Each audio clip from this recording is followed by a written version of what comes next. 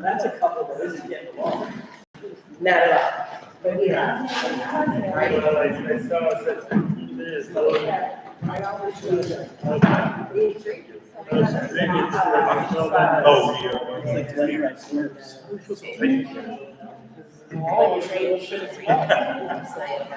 Am I taking minutes here? I think I'm taking notes. Yeah.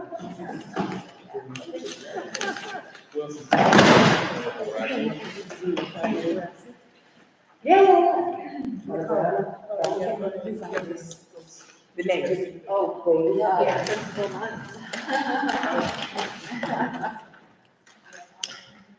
How are you? Good to see you. One more chair in case you get it. Oh, we got it.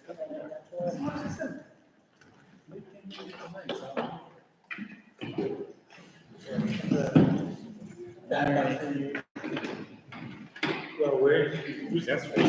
That's what I'm saying. Exactly. You said one of us has to be. Yes. I assume you guys spoke. Yeah, no, we spoke about that. Are you planning on being Just- If I could spell it right, assistant secretary, there's no way I'm gonna spell that right.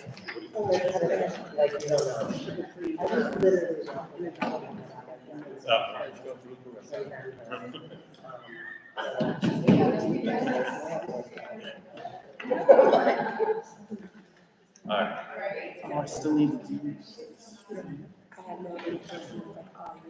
It's sitting right there. The things like, I know you can download it, just email, so then I can just. Yeah. But like you can download it from the computer, just pull it all out and then send it back, and I just. When is that thing due? What? I don't know, 12 or 15?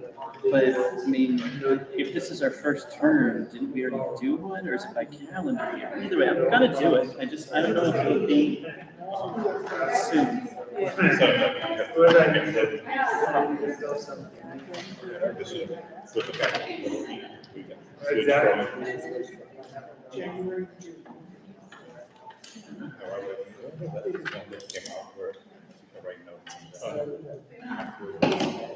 We are June 3rd. Okay, I think we can get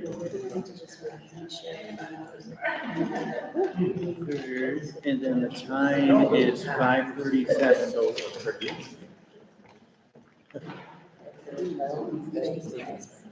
All right. Good afternoon, everyone. My name is Matthew Kwame. I'd like to welcome you to our local school council special meeting today.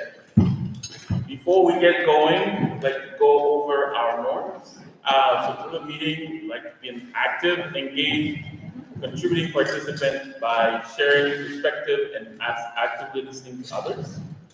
To be flexible and respectful of others' time and decisions. To be open to other people's truths and perspectives. Be reminded of differences in cultural and social backgrounds. To be transparent about concerns, challenges, and misunderstandings. To be reflective, collaborative, and supportive. Always take the work back to student achievement. What can we do to make things better for our students, both academically and socio-emotionally?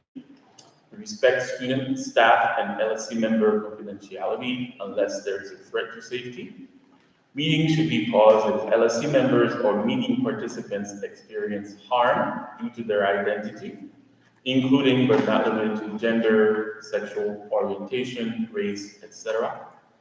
The harm should be named. Understand that not everything has a right now solution and trust that the process is ongoing. With that, I'd like to do a roll call. Matthew Kwame, parent rep. Anyone? Chris Buns, administrator in charge. Richard Viviansky, teacher rep. Megan Topa, teacher rep. Nicole Granicki, parent rep. Rocky Dodia, parent rep. Eric Oakson, parent rep. Kelly Brown, parent rep. Lake Dane, community rep. Oliver Dinch, parent rep.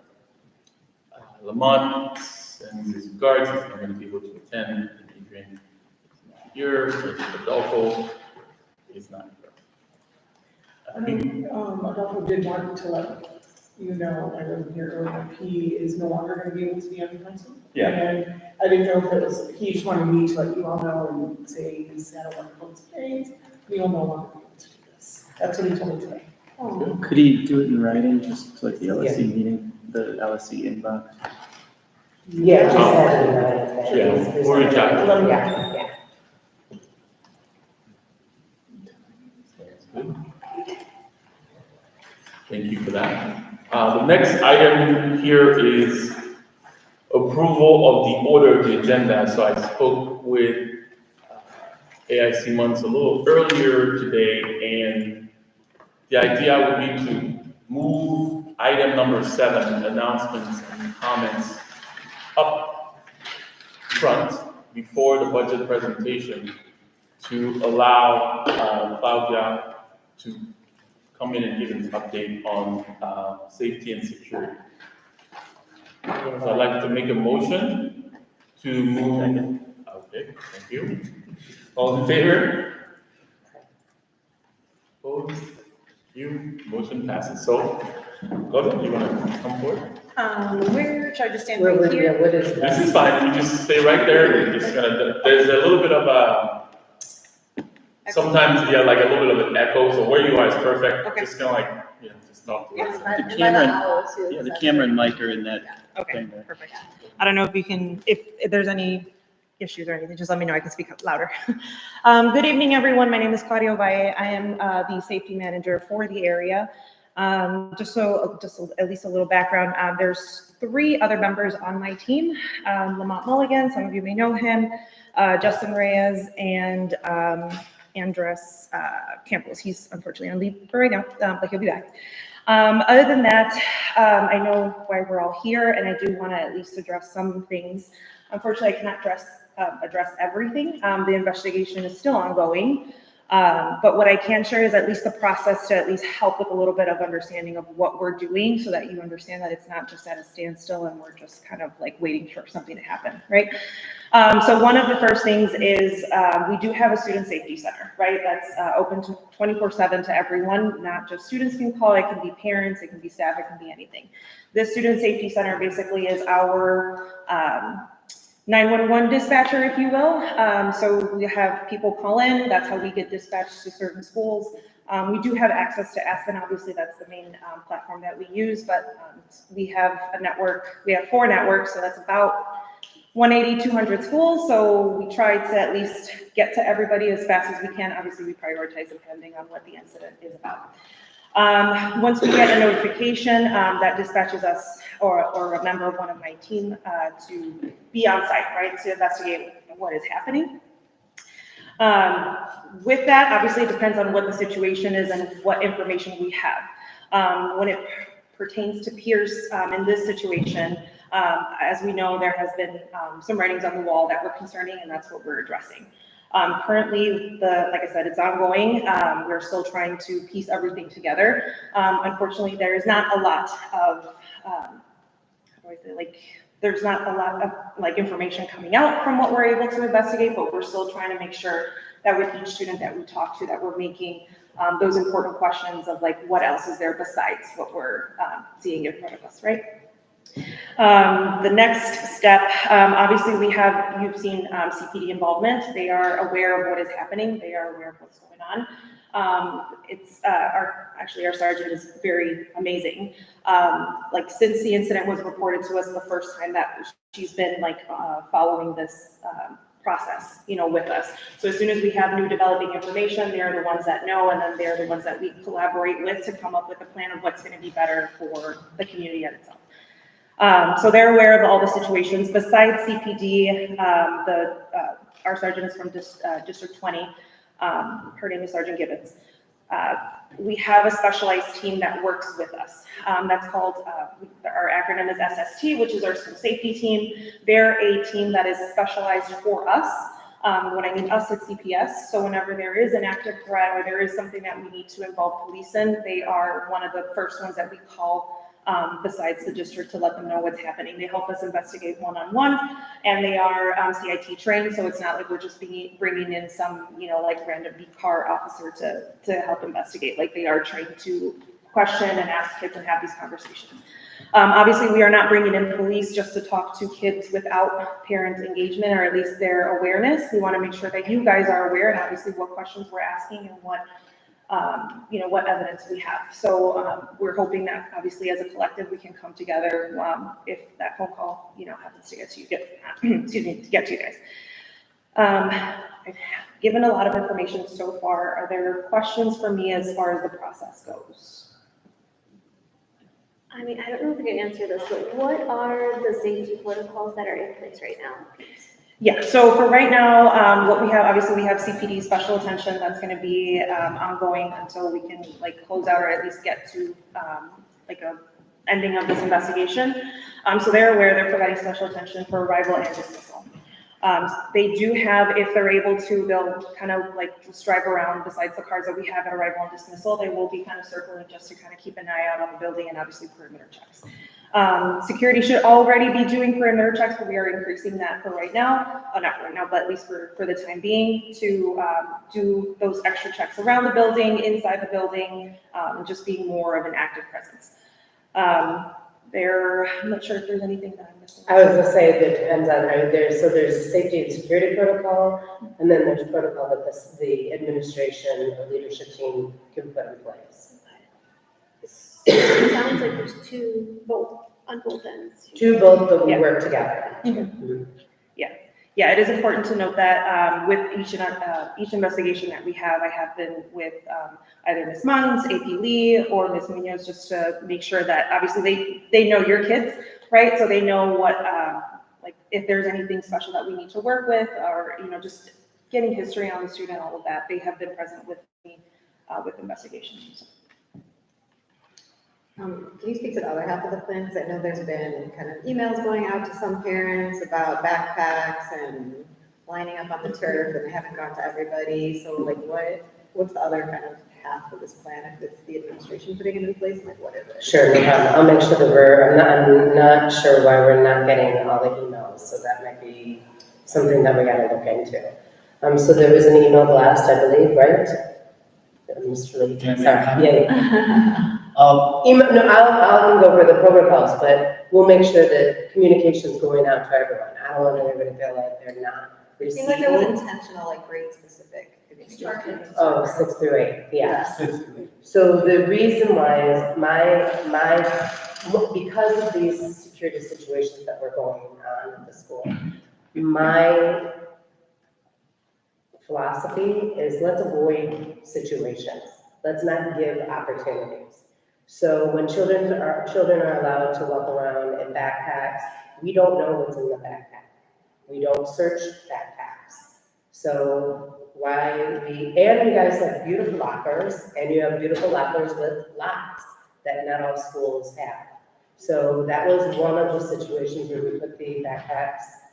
You guys don't decide anymore because there's belongings out of there. Most of the information that they need for curriculum-wise is on laptops, so it's not as often. We also put in a bathroom procedure so that we can monitor the bathrooms.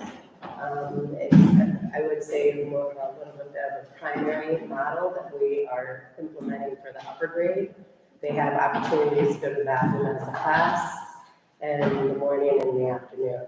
Before the children go into the washroom, it is what we call a sweep, so that the teacher goes into the bathroom, making sure that there is nothing written on walls, so that they can communicate it wasn't my class, or it possibly could have been the class prior.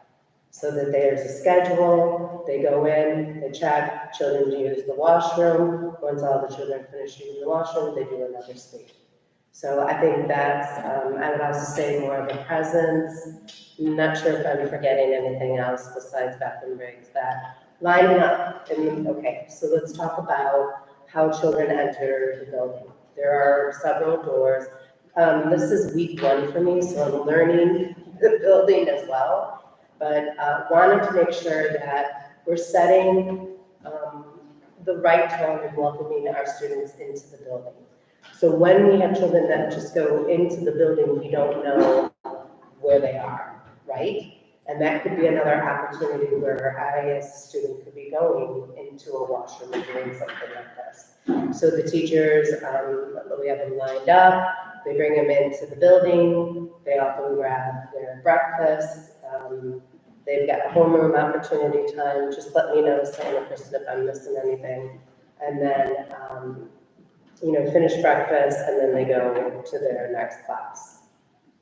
Thank you. I think the last one we have an extra security officer who's also doing rounds. Yeah, so we've requested that as well, yes. There are like a lot of rumors and gossip going around. I was wondering if I could kind of run those things by you to like confirm like what's true and what's not. I will do my best. Okay. So, and the reason why we're gonna do our best that we can, we have to protect the students, Of course, yeah. and, okay, so just as much as we can, we will be able to. Can you tell us, so there was something written in a bathroom stall, correct? Mhm. Can you tell us what it said? Yes, so one of them is a threat to the school, to shoot up the school within 3 days, which that was our first one last week. So that one, yeah, that's what kind of kickstarted everything. That was our first one. So because we came in on Tuesday, we assumed it was for Friday, but still left that if in case like it was written before, like at least from when we found it, that was the time that we. Was that to Friday the 30th? Yes, no, sorry, that was the 29th? No, is it? It was Friday. I know it was Friday. I can't remember the date exactly. Is it 30th? Yeah. Okay, so that was last week. Two happened the 30th. Correct. So, were there two incidents of graffiti in the bathroom? Yeah. Okay, and so what did the other one say? Similar, all in the same verbiage. No time, the next concerning one that we had was for June 6th, which is Friday. Okay, But all within the same language of to like a threat to the school building, to shoot at the school. okay. So one said in 3 days, which would have been last Friday, and then one said in June 6th, which also would have been last Friday? It's this Friday. Okay. Can we clarify, for the June 6th, it said, the exact name was, I will bring gun. Sorry, can you repeat that again? The exact language for the June 6th was, I will bring gun. I will bring gun. Yeah, it'd be helpful to like, yeah, if you can say like what exactly it said, that'd be helpful, because people are just kind of filling in the gaps, you know? So it said like, I will bring gun June 6th, basically, is what Mr. Lee is saying? Okay. Have you identified the student? We have not. Okay, We've compared handwritings, but that's as far as we've been able to go. okay. And And I was speaking with the students. Yeah, we've interviewed the students, parents have been involved in those interviews. okay. And then another kind of rumor I heard is that the student, so it sounds like they haven't been identified, but the student has access to a weapon at home.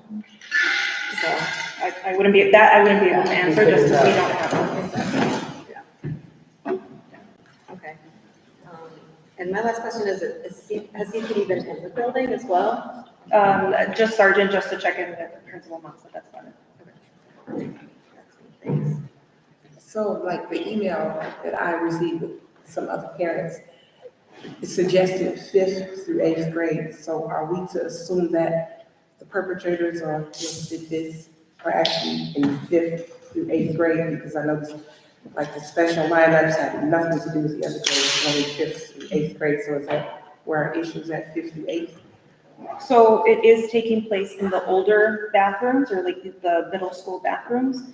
But at this point, it's anyone. Because we don't have a specific person that has been incriminated with it. So right now, it's just a process of who has been in those bathrooms and who's been frequenting them. Well, I'm glad Nicole brought that up, because like, my son's in 7th grade, and, so I got the email saying that we should check their backpacks, and I'm just like, I don't have to check my son's backpack, but consider a gun involved, those type of threats. And it said in that email that you guys were concerned that don't bring water guns. I'm like, what? I know this can't. Can you say that last So part? it's an email about water guns, check the backpacks, because some kids were bringing water guns. The guns can be considered as weapons, someone sees it, it may not. Yeah, so that was, Yeah, so, just like- right, It's a little bit of a different incident. yeah, so that one was the rumor that it was attached to, but it's two totally different things, so that's why the email went out for, the water gun situation, I believe that was an 8th grade. So, prank. yeah, this is like an 8th grade, it used to be a high school prank, and now I think it's more of an 8th grade prank. What they do is after school, there's water guns, I don't know if they have teams. One of the, the students have been forthcoming, there's an app for that. It's called Senior Assassin, Mhm. and you pay $5, and then you secretly get someone that you're gonna assassinate with a water gun, and then you're gonna be assassinated by somebody else, and then you run around the city and you have it's a high school thing. It's a high school. It's high school, it's not. Yeah, well, I know that they were It's saying now that they were happening gonna in do, 8th the grade. 8th grade was gonna do it here. Yeah. So that's why we were like. And it is, because that student was very forthcoming Oh, yeah. and provided who's still alive in the app and who is no longer been water squirted. So that's why we said, not, because you never want it to be a lookalike. Back when I was growing up, they were pink and orange and whatever, And now they they still are, can, but they're painted sometimes. so yeah, it's just that's out why of we don't precaution. want. So the first one said within 3 days, which was Tuesday. On Tuesday, yes. Okay, then the second one says June 6th. So can you just clarify what was done on Tuesday and what will be done on June 6th? So it's going to be the same. So same process as far as, the CPD special attention and us coming in, just checking in when there is something like to come and investigate, we'll be on site. In the meantime, it's going to be, just the schools following their protocols as far as the bathrooms and, checking and all of that. For June 6th, I know we're talking about I don't know if I know the field day is that day. So that's up in the air right now. But there's going to be special attention depending on, I don't know, because I don't know where we'll be at that point. Should we have no one, then I don't know if we're going to cancel the field day event, or what the process is going to look like.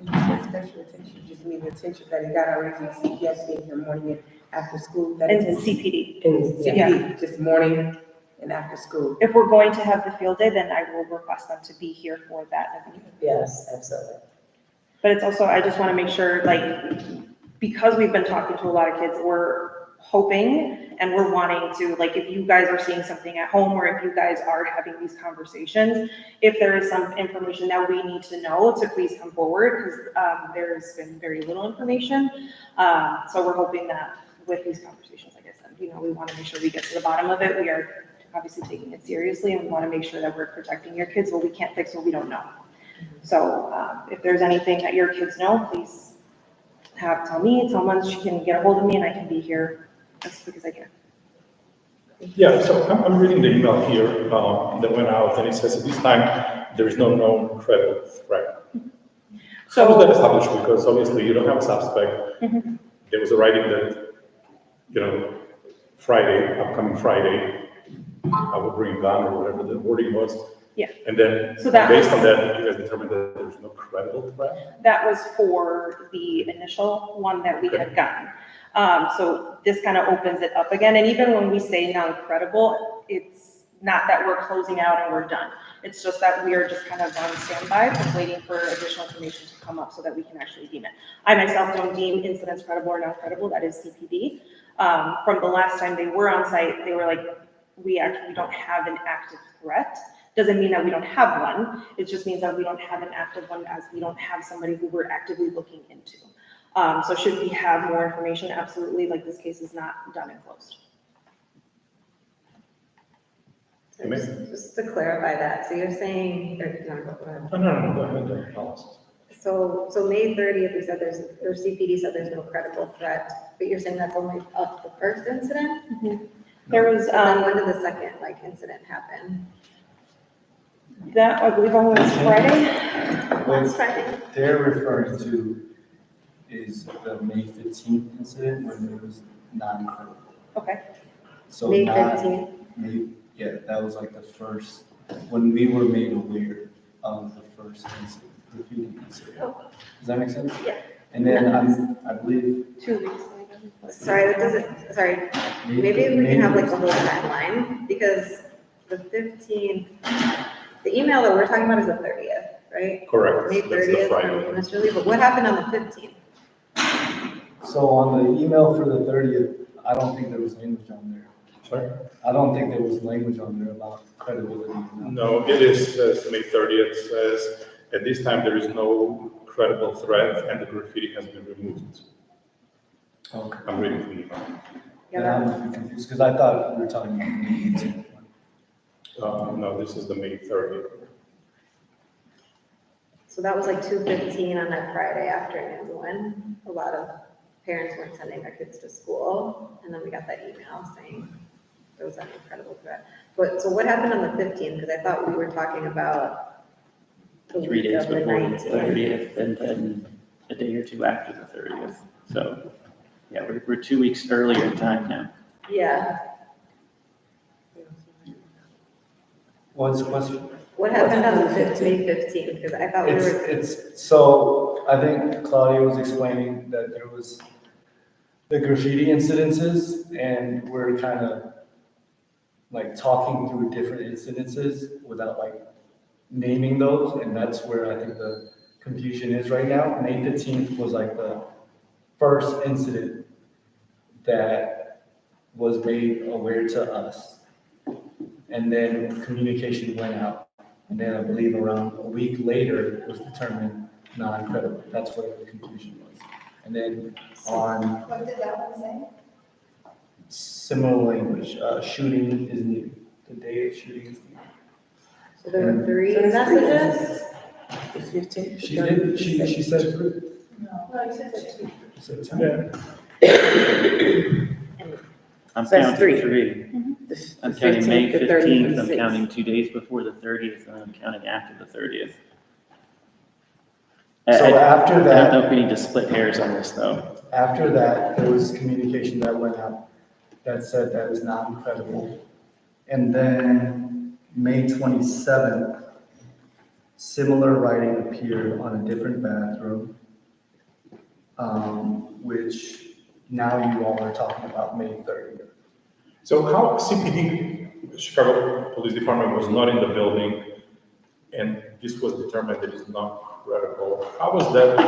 I'm just saying that there's obviously a threat written on a bathroom stall, and there's no suspect. There is, like, I'm just trying to understand the process of just saying everything's fine. Like, the way I'm kind of processing it is like if I go in an airplane, I yell a bomb, and the farmer or the air marshal says, "Nah, I don't think so." Like, just I'm saying like there is nothing to give us indication that there is no threat at all. So I'm they just they- trying to understand the process. That's all. And the detectives did come to the building to investigate. And then they like asked admin questions on like, and that's where like the investigation happens, and we talk to each other about, like they asked us questions on like, are we close to determining who the student might be? And then we share those answers with them. And that's how they make their determination. Was there a search done in the schools? I'm sorry? Was there a search done when the students and staff was gone? Did CPD and the special team, there were no search or anything for weapons? I don't know the answer to that. They typically don't do like a school one unless there's something like to the school. I'm sorry, I'm trying to understand your I'm question. trying to understand it all. So which search, what do you mean by search? So they're searching backpacks, they're searching people, and they're searching property. Oh, they are searching? No, I'm asking you. So we can search lockers, we can do that. Have that been done? That was done for one, yes. For the first one? I don't know if it was first one or second. 15th. You know what, I wasn't here. so- Definitely. Yeah, Was it she- done the you're- 15th? I'm not sure. So is it done on the 15th? Well, what's the The question? locker search. When Locker was it search, done? was it done the 15th or the 30th? Seeing that we moving towards June 6th, have a locker search been done? So there were locker searches conducted throughout last week, but it was based on what we didn't do all the lockers, we did lockers that we saw as potentials, like ones to check. We were given information that would allude us to want to search the locker. So, some clarification that I'm seeking in terms of how we arrived at concluding or saying that the first one is not credible, because now there are three, right? And we're still talking about June 6th, this Friday.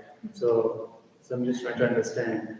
CPD has an investigation, sits down and talk with the administration.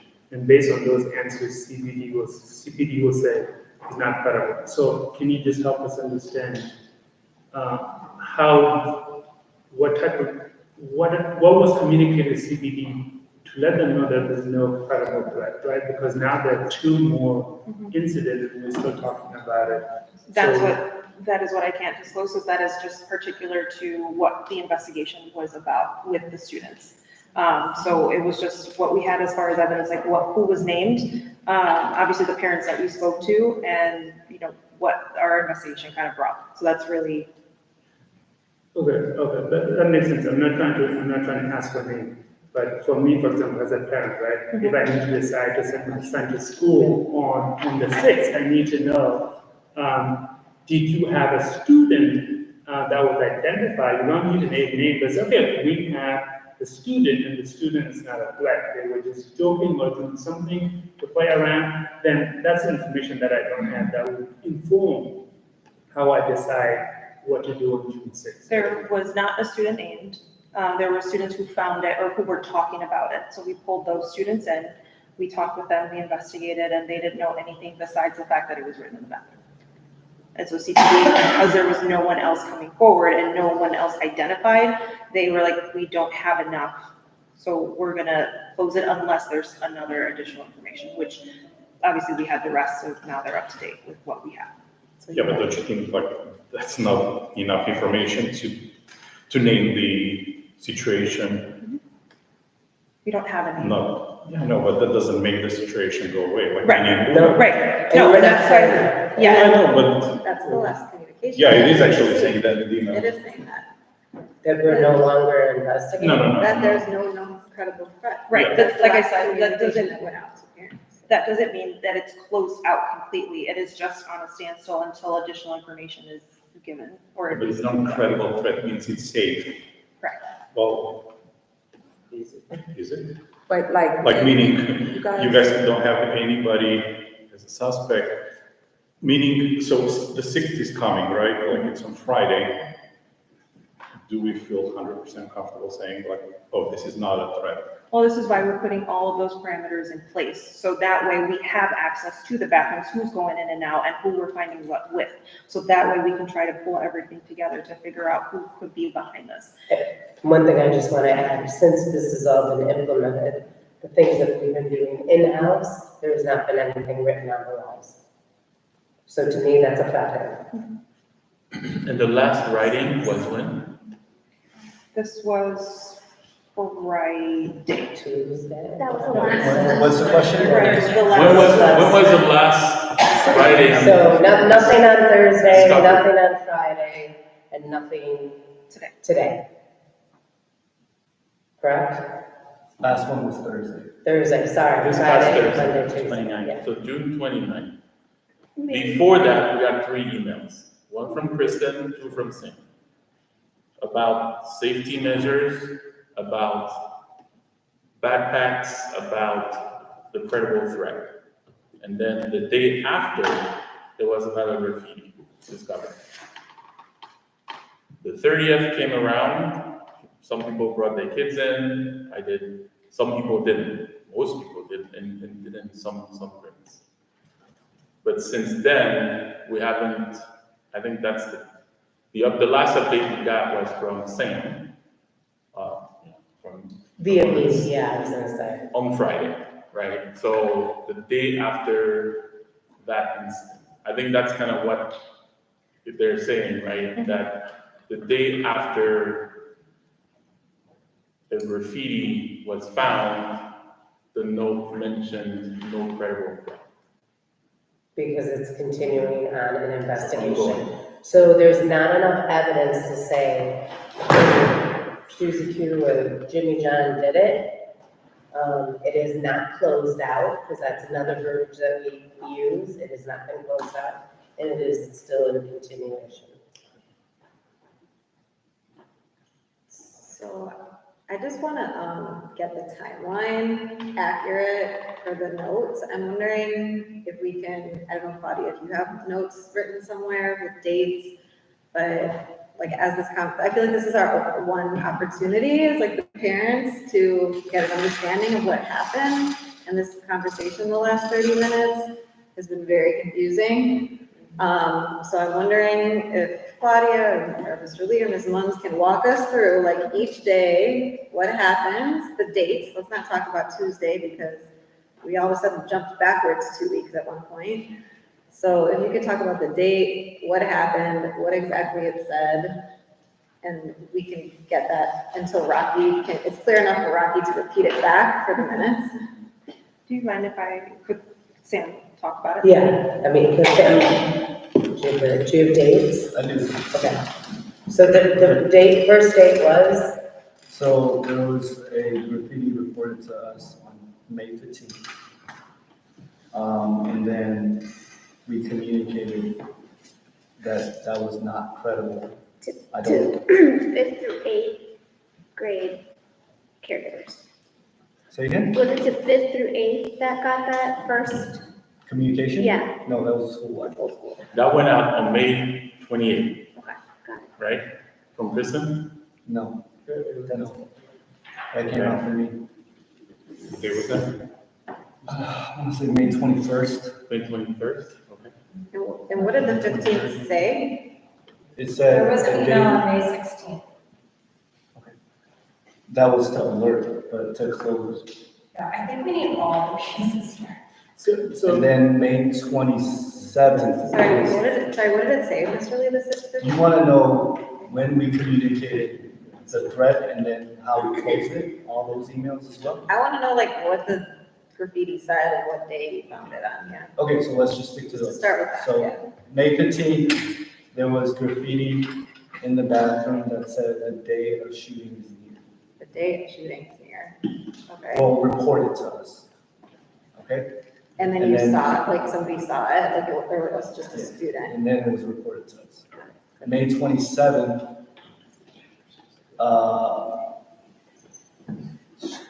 day of shooting. Shooting in 3 days, Shooting. which had the similar handwriting from the May, that first one, so the handwriting was very similar in those two. So May 27th, it said shooting in 3 days.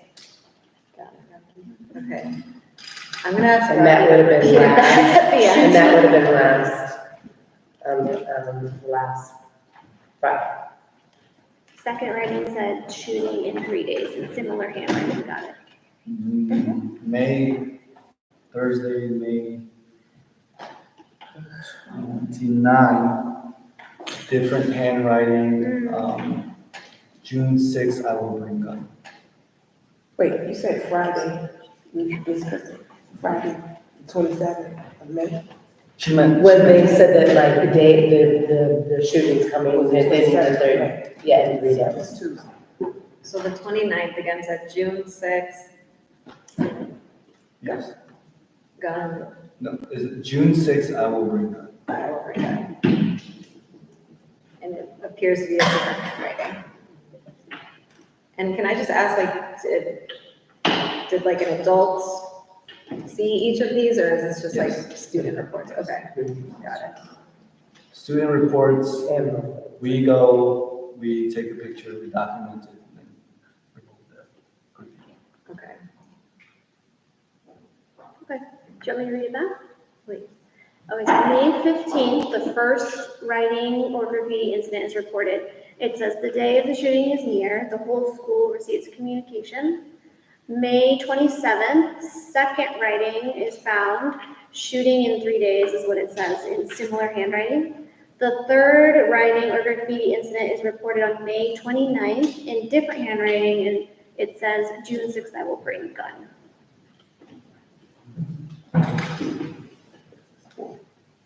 and May 30th, there was a communication from Mr. Lee. Correct. So we can better kind of understand the jargon, I guess, that CPD uses and CPS, like what is the language? Because I think we have the same interpretation of no credible threat, meaning like this is kind of done. Like what is the language we should be looking for that tells us like this is done?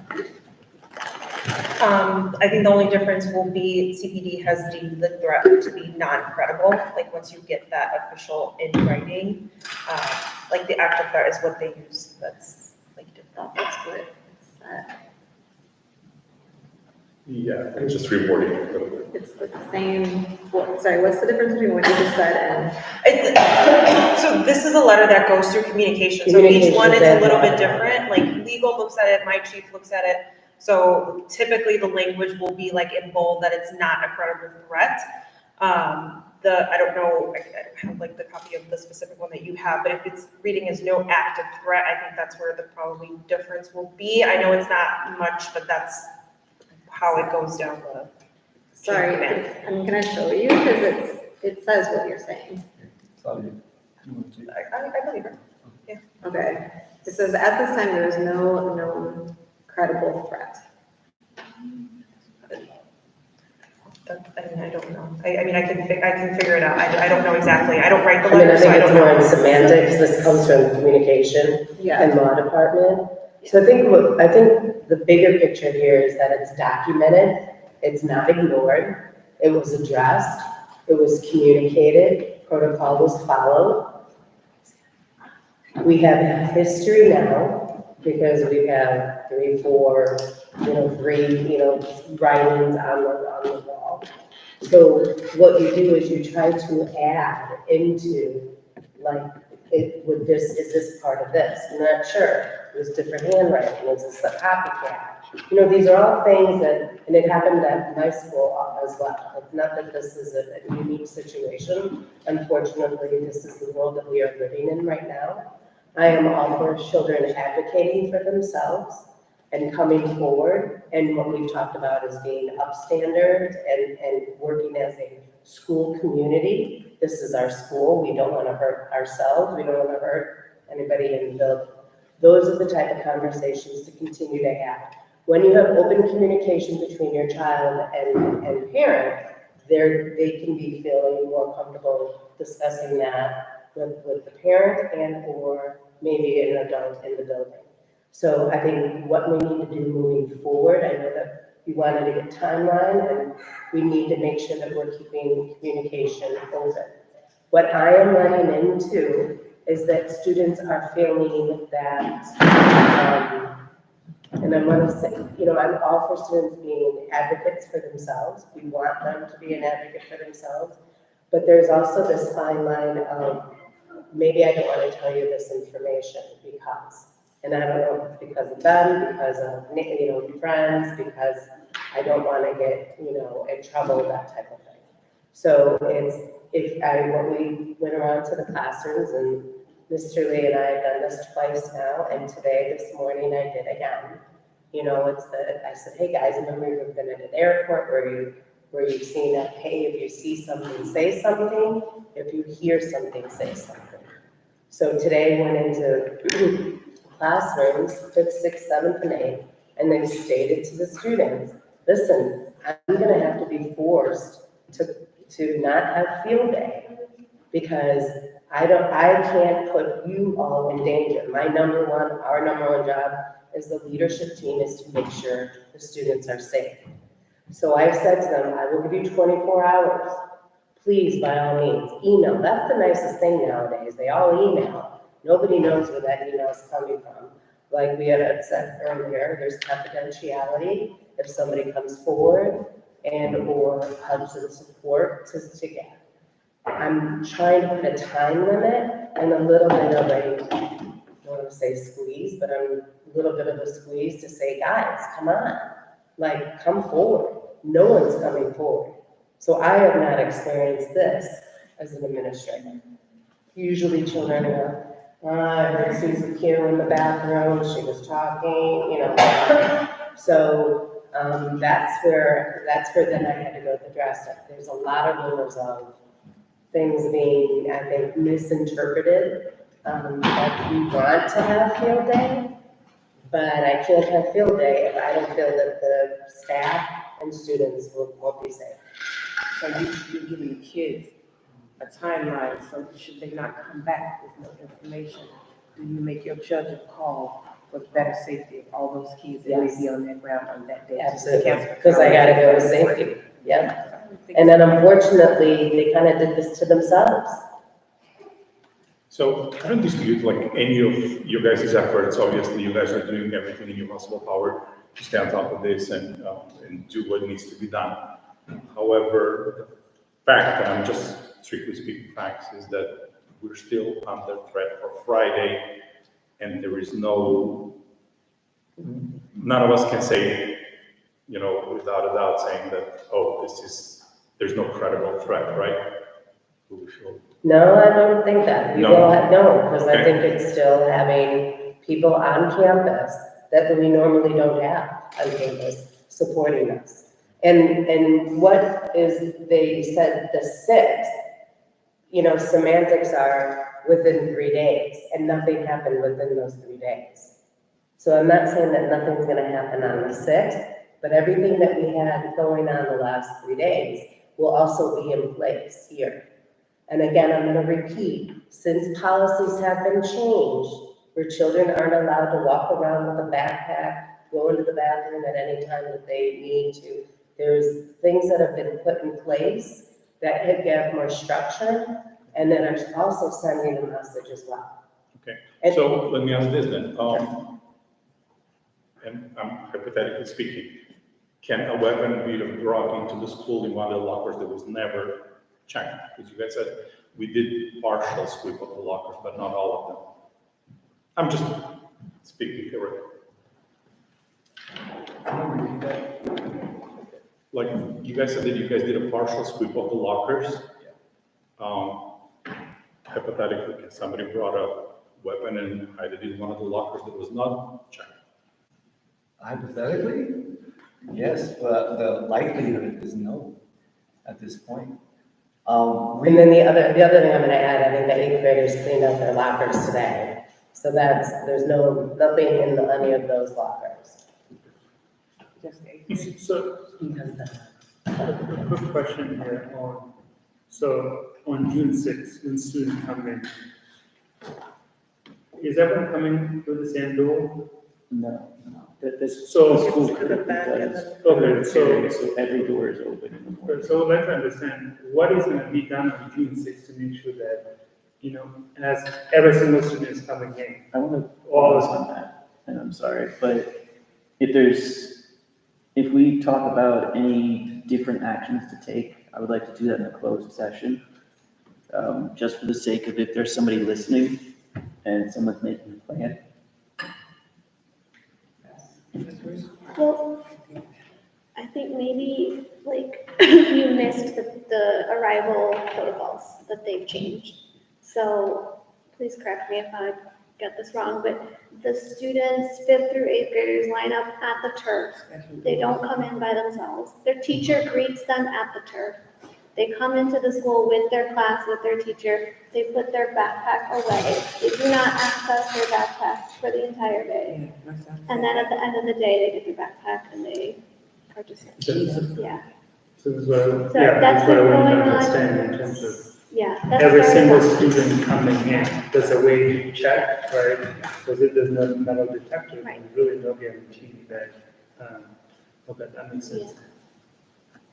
So in terms of letting parents know, or, this is the meeting that we're having and we're talking about this and we're ironing out some of those, or making some of those clarifications, is it possible to provide an additional update to the community? Or we don't think that's something that's necessary at this time? Sure, we can. If that's a request from LSC, absolutely. I mean, there are people listening right now, so I think at the end of the meeting, they're gonna expect something. So that's number one. Number two, I think we talked about, possibly or realistically canceling field day. I'm thinking about other events that are supposed to be happening at the school in the next couple of days. There's one tomorrow. There's there's a volunteer breakfast on the 5th, I believe, or the 6th. There's the expected walkout on Monday. There's even the graduation on Tuesday. Little kids have. So trying to understand how, yes, sorry. Walkout? No. It's like a clap out. Got it. Yeah. I was like, walk out. and Sorry. I was like, okay, clap out. Why would I? Congratulating the eighth Why graders. would I be if not alarming? They're Yeah. also parades. So so understanding in light of events that are going to happen or that are supposed to be happening in pretty rapid succession, how do we want to communicate to everyone? That's, I just think as well as additional security will be at those events. I don't know about graduation, but we can request them for additional security. I'm assuming that they have it there as well. I think the other ones that we can control. And I think weather is not necessarily maybe in our favor or not in our favor in the sense of being able to be outside. So if there are things inside the building, we can control that if doors are locked.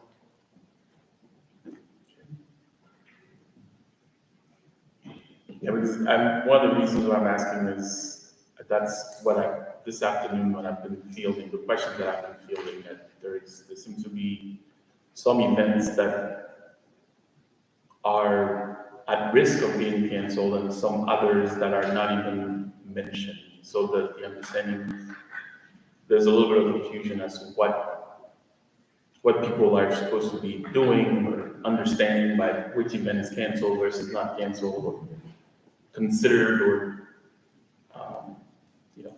so what's the basis? And again, understanding what Eric mentioned in terms of not sharing details.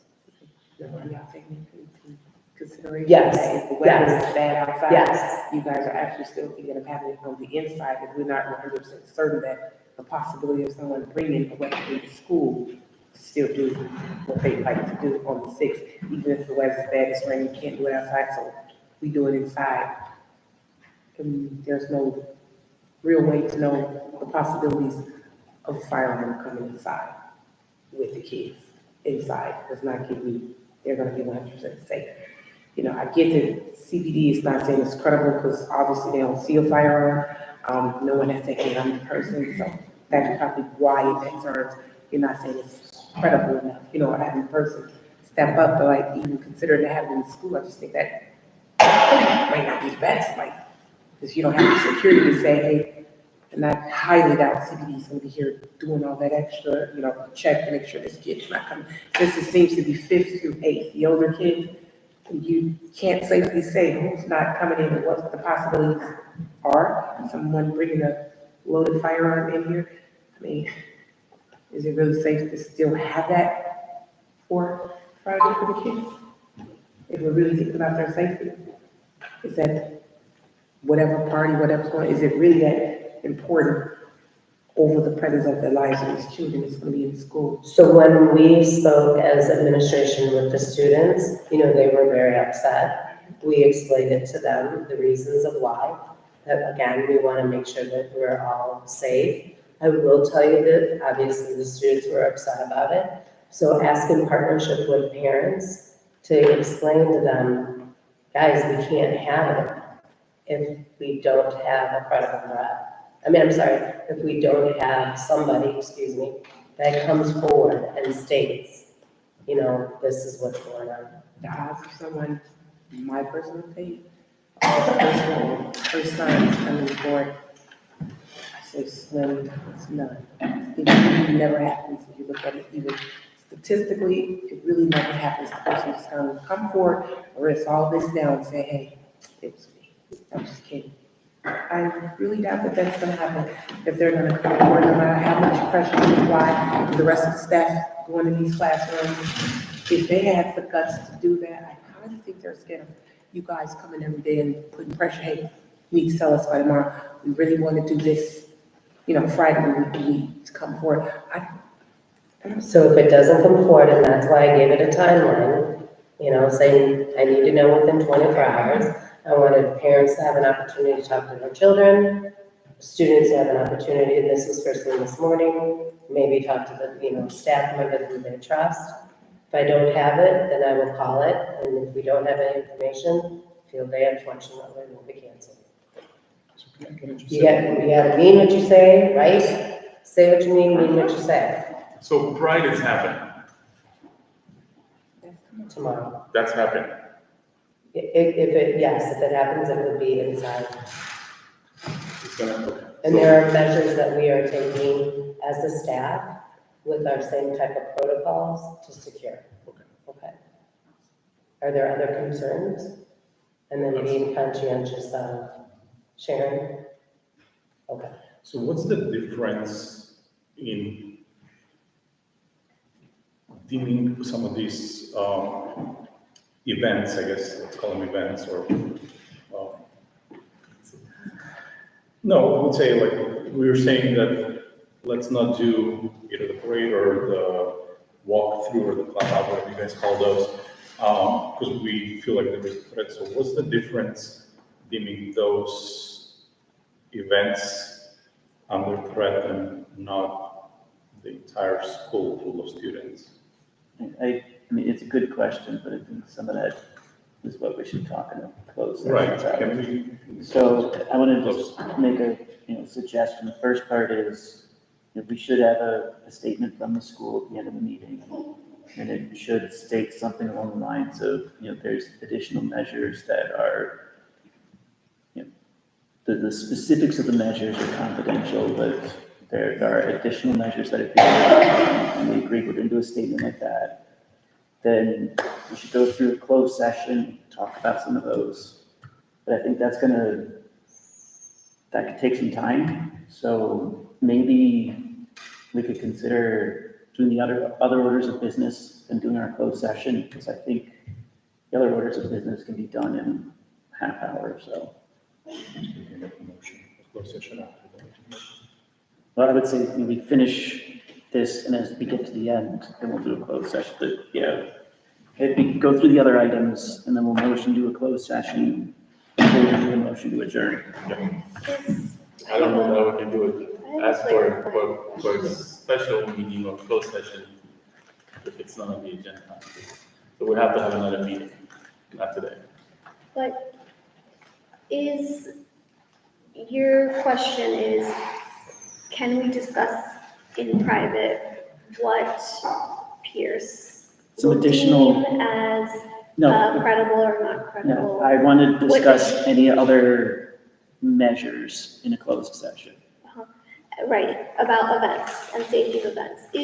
My question is that something that's within the role of the LSC? I didn't think so.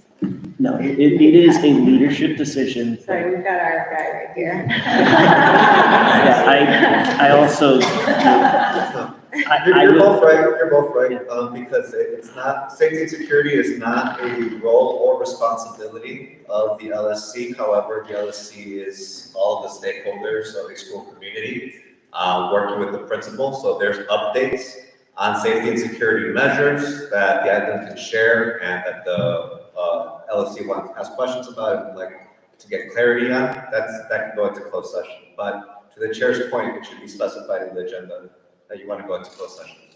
but you do make a good point.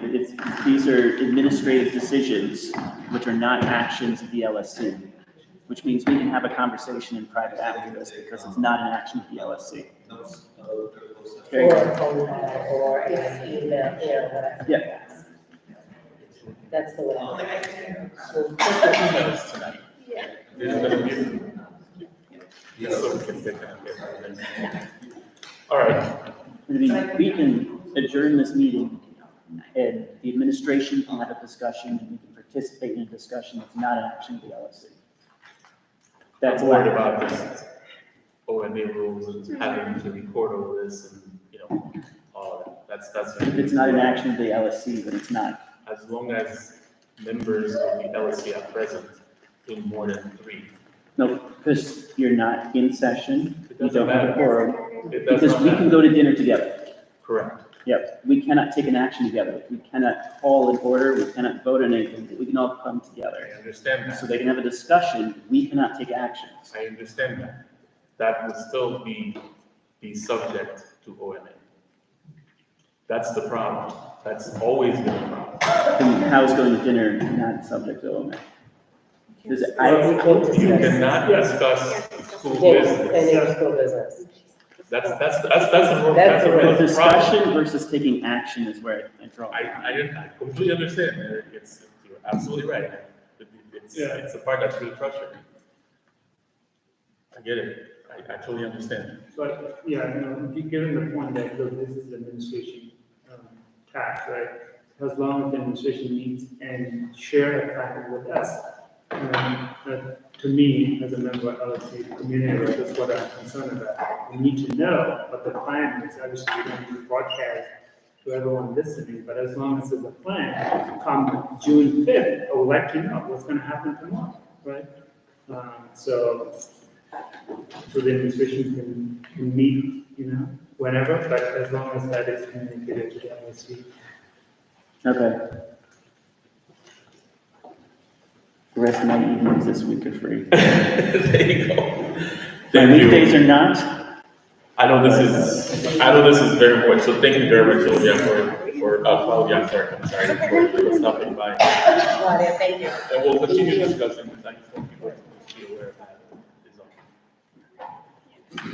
Yeah, see you later. On to item 3. That's right. So we're now reaching the actual budget presentation. So we've asked, similar to prior year, we've asked the administration to come in and give us some highlights and, have this conversation regarding the budget. So Sam, over to you. I'm gonna support that. Would you like me to keep time, Chair? Yeah, there's a 5 minutes. Became an hour and 5 minutes, so, All right, 30 minutes? yes, All right. people can. Can you all see this,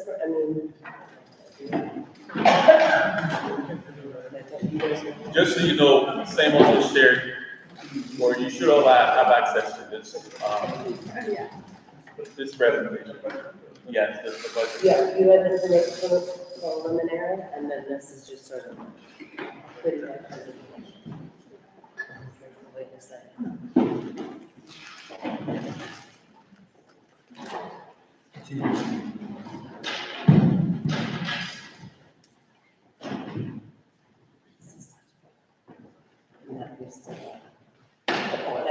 So you have already.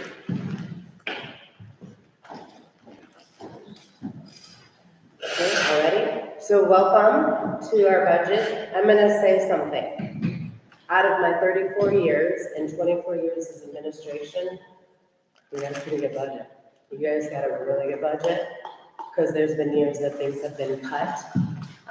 Last year was very confusing with the whole new process and formula on it. So this is some great news. So I think we've got some great decisions to make moving forward. Okay. So this is just your vision and mission statement, nothing new, nothing changed from your school improvement plan. This is the year that we approve budget, not the CIWP. Remember, budget should align with your CIWP goals and priorities. Your budget should support those goals and priorities as well. So this is your first, this should nothing be new. Your priorities of curriculum instruction, priorities of inclusive and supportive learning, and partnerships and engagement. So we gave an update to our chief yesterday, and with all up-to-date information. So that's been updated via the EMP. So there are programs that we use. I apologize, education uses way too many acronyms. So please let me know, Chris, what does that mean? I have to be honest with you, EMP, I can't even tell you what it stands for, but it is the program that principals use to balance the budget. Once the budget goes live, well after July 1st, then it goes on to what we call a live budget that we can use the program Oracle. I am anticipating years that this has happened where principals receive their budgets in May. It does prolong, obviously there's a ripple effect of hirings and et cetera. So we'll be working diligently this summer, but I think we're moving forward with the new contract with CTU. It shouldn't be as late next year. Okay, the next. So some highlights of budget details. For SY26, we always do budgets a year in advance. That's why it says school year 2026. Budget challenges include an expiration of the federal pandemic aid. So we know COVID AIDS is no longer coming to us.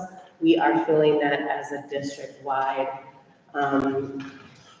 pressures, but they are really trying to leave schools with their original budgets. Maintain needs-based funding models, so that's what was new last year.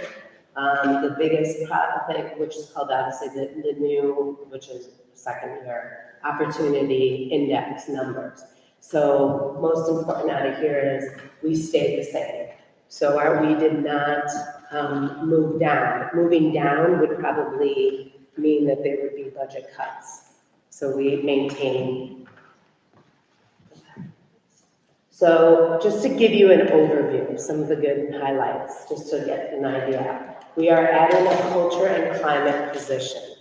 That position will be, and I can explain a little bit more, we'll work with restorative practice position, as well as supporting more, trying to be proactive as opposed to reactive. To make sure that we're providing empathy and educating our children about each other and our differences. We are keeping an interventionalist, because I think 2 years ago you made a request and you got one that for this school year, so we would like to maintain that as well. We're keeping a bilingual school assistant. We are keeping our restorative practice coach. We have increased one SPED teaching position, which is special education, that is now called diverse learners. And then we have increased 9 SICA positions. That is a battle, I have to tell you. Most schools have to fight every year. We'll provide this on the website. Yeah. And then that we received additional SICA positions. SICA positions are student, I forget what they all stand for. Thank you. See what happens when you retire too early. So yes, they are someone that is affiliated with an individual education plan that supports students. And then maintain 2 case management positions. Once you see through the budget, that is also something fabulous as well, because CPS is now paying for a 0.5 position where we were paying for the full position for this school year. And there also will be 4 kindergarten through 8th grade classrooms for each grade level. So that's key. No core teachers got cut. Classroom enrollment seems to be maintaining itself. Okay, so as of the budgets are based on the 20th day of this school year. So this just gives you an indication between the differences of school year of last school year and this school year. There we go. No, that's okay. And then again, the district still allocates certain positions, which is nice. Those of you that remember that we, got this big old pot of money and we were supposed to allocate it. The great thing about this is it's not punishing teachers that have masters or continue wanting to advance their knowledge of what they are doing downtown this time and paying for those positions. So that happened this year as well as next year. So foundation positions are provided to us, the principal position, has not changed, obviously, well, funding. Assistant principal, one is a foundation and one is for our pre-K. Next year, the clerks, same thing, one is foundation and one is we receive it because we have a multiple buildings. Counselors, we maintain, two counselor positions, which is phenomenal. The core classroom, the why it's in bold and why it's in yellow, you can notice that it's gone up, so that's fabulous. So that's great news, because I've seen schools that are actually, it's gone down and they would have to cut. Holistic teachers are your specials teachers, music, art, drama, etc. Those are based on a formula of how many core classrooms that you are allotted. And then a school assistant position for the K-8 enrollment because of our large enrollment for here at Peirce. Okay, so pre-K, just wanted to let you know some of the changes. So pre-K has remained the same, both teachers and diverse learner teachers, as well as assistants. Nice thing is special education teachers, so that is based on minutes on IEPs. They are no longer on the amount of IEPs, it is based on the minutes that we need to serve. So that is good, that is fair. So that's an improvement there, an additional position. CIWP, hallelujah, 22, as opposed to 13. So that is a fabulous increase. So that will be very helpful and supportive with students. Is it based on new IEPs this year? I don't know about new or what is written in the IEP, so it could be both. And then the other is case managers. So that's what I was speaking about earlier. We still have 2 case managers. This year you paid for one. Next year, right? They have paid for 1.5, so all we have to deal with our discretionary funds is support that other 0.5 so that it's a full ELPT, English language, training, the leader remains the same. And then intervention, if you've noticed, in 2024, we were allotted it, but not in 25 and 26.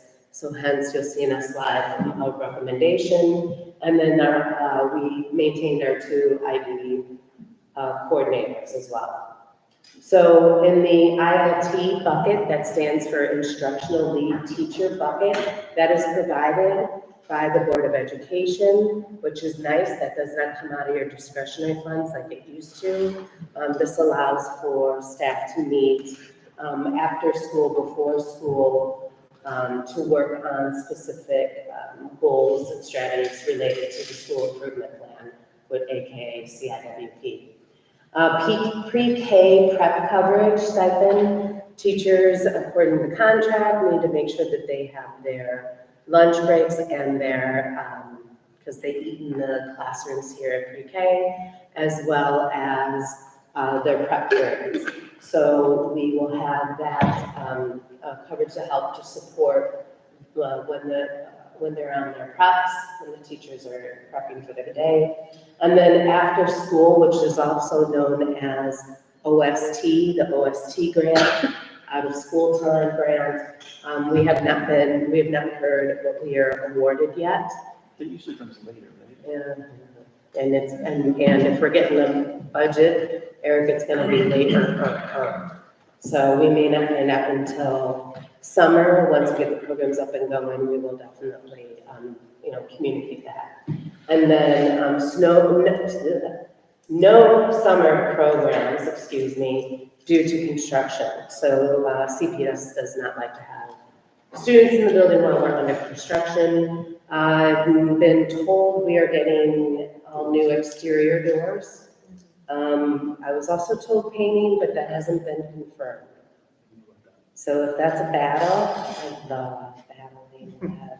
Don't I, Eric? Come on. We spent a whole year. Yes, so Eric knows me very well when it comes to construction. Every person I've met who can tell CPS what to do. It's all good. It's a lot of years of service. So flexible funding, this is, just want to make sure you guys understand the formula, how much money that we receive. And this is, district-wide. Just wanted to make sure that you understand what monies that we need to make sure that we are allocated for positions. So it's the $474,330. And that's the decision we need to make tonight.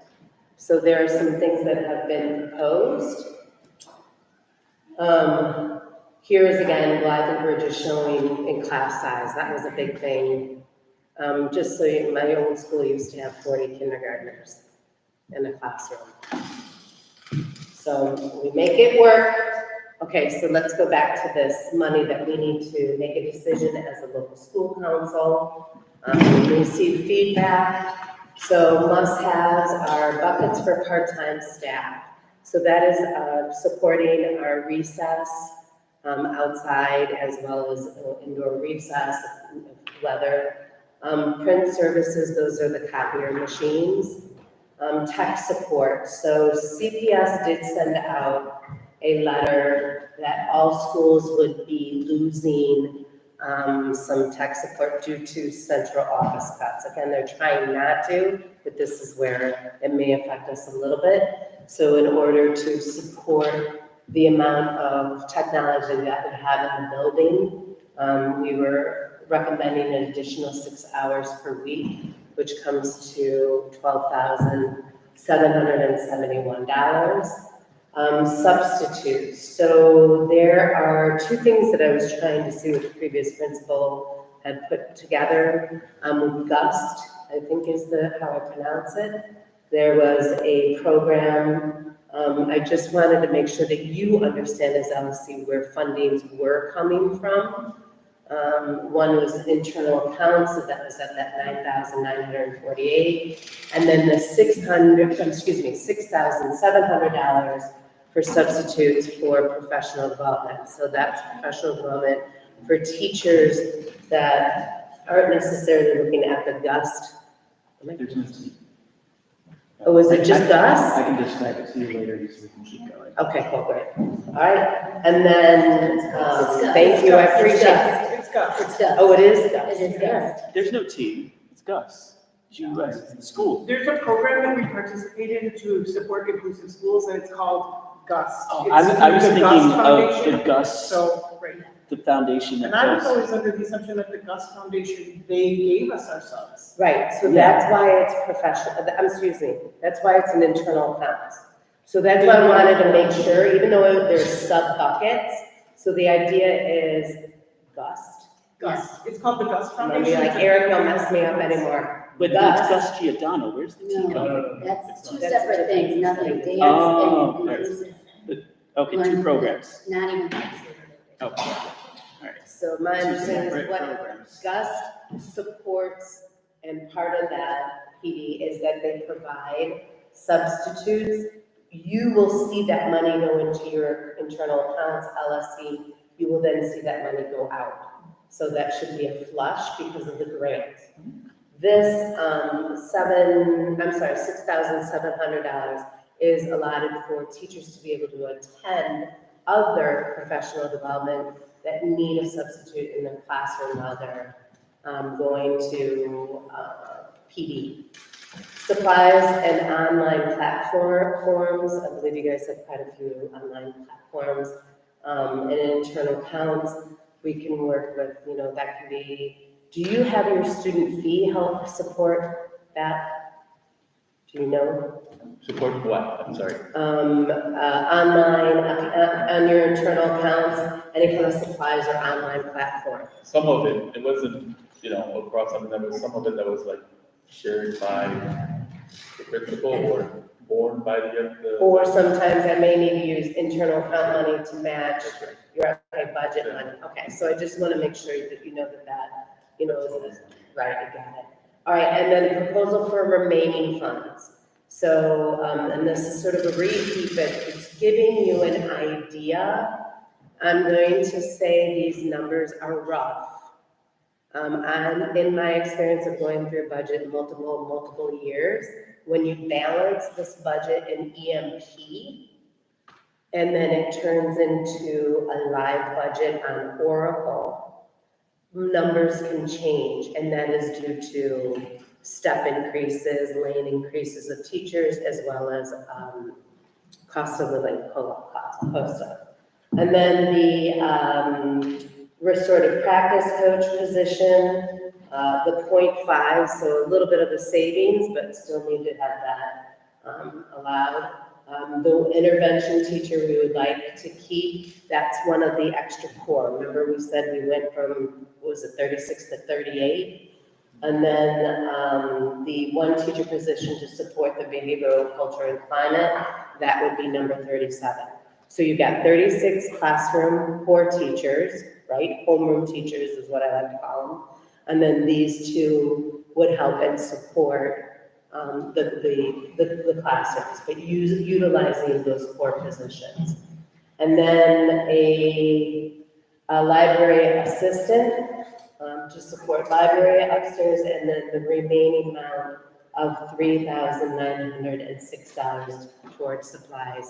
That is obviously our way as principals to balance it and come to a green. And the chief did share with me, the principal did balance it. So that you, and I don't know if you also know this, all of this has to be approved by the chief before it even goes in front of the local school council too. Okay. Any questions? So I think big picture is we're keeping all the teaching staff from last year and we added a couple. One of them is an interventionist and one of them is culture and climate person. Did you have an interventionist this year? We did. So the interventionist we're keeping, Yeah. but I would use the wording adding of culture and climate. Okay. Okay. And a lot of my colleagues are using climate and culture positions. Can you speak a little more about what that position means? I think on that last slide, it said student culture and climate. Is it focused on student? I mean, everything's focused on students, but is it extend beyond that? Well, okay, one teacher position to support student behavior, culture, and climate new from core. So that's what they are. It can be used in a variety of ways. If anybody asked my opinion, it would be somebody that would go into classrooms, form those relationships with students, do some SEL, social emotional lessons on top of, bringing in some cultural understandings and why we're different, kind of trying to more of an empathy roadmap, where I think restorative practice is more of a, okay, we have a situation, something happened, now what are we going to do to learn from it and moving forward? So I'm kind of looking at one as preventative and one as supporting learning from our mistakes. I guess that's the best way I could say it. So is that individual they're supporting and working directly with students, or they're supporting the teachers? Both, but mostly teachers. I would say mostly students, but both, absolutely. And in that way, it's not necessarily, I wouldn't say providing a prep. You know, it's not like they're going to art or the music. We're team teaching, we're coming up, situations come up, you know. I mean, as teachers, we know that anything, it's just somebody there to help us support and navigate. So do they travel to different classes? How does that work? Yes, Okay. they'll work with different grade levels. This building seems to do a lot of like a K to 4, 5 to 8. You know, it looks different and different. And there's trainings, and the nice thing is like they'll also have a cohort that will support each other too. Like in the network, they'll have additional training and helping support. So did we request that, or did downtown, every school needs the new position? No. This is what was Requested. no. Why am I looking? I'm sorry, I'm old and I'm having a brain fart. Opportunity. Like, Part of the previous principal had suggested, like, hey, this is something that she felt that we needed within the building. But I think what I was really confused is there's a lot of other schools also adopting this new position to help and support. Some schools have had this for a decade, and some schools have had it, you know, a lot like post-COVID. The reason I'm asking is, in the last year, talk about bullying, so I was wondering if it's coming to address that type of, student culture climate. But yeah, so I'm just curious Yeah. about the need for the role. I'm sorry. Bullying, yeah. Yes, all of that, yeah, you got it. Yeah. Is this position that we're talking about connected to the Opportunity Index core set of teachers that were given? Yes, Okay. Because we're at a 20, no, we're 22. you're at 22 academics, yes. Okay. Right, 22, yeah. And how many levels do you have here? You have 4 of each grade level, That's right. right? Okay. Okay, Was there a different, option that you discussed with Principals Amy or the chief, to fill that teacher core position? to put it as like another homeroom teacher or Just wondering, kind of, we're being presented with like the one kind of option? like what else was discussed, what else was on the table? I think Sam, we had talked about this, it was possibly hiring a librarian. Instead of the library assistant? That's right. And then there was also a conversation, we kind of fought hard to get that case manager Yeah. position. So it was kind of like, well, now that half of it is going to be funded and we get another half, so we have 2.5. But it sounds like the recommendation is just to kind of save our gains and use that to help with the other position that's being open for culture and climate. That's my understanding. Thank you. Was there anything that this previous principal requested that was not addressed or was not? Although she requested, that she requested that.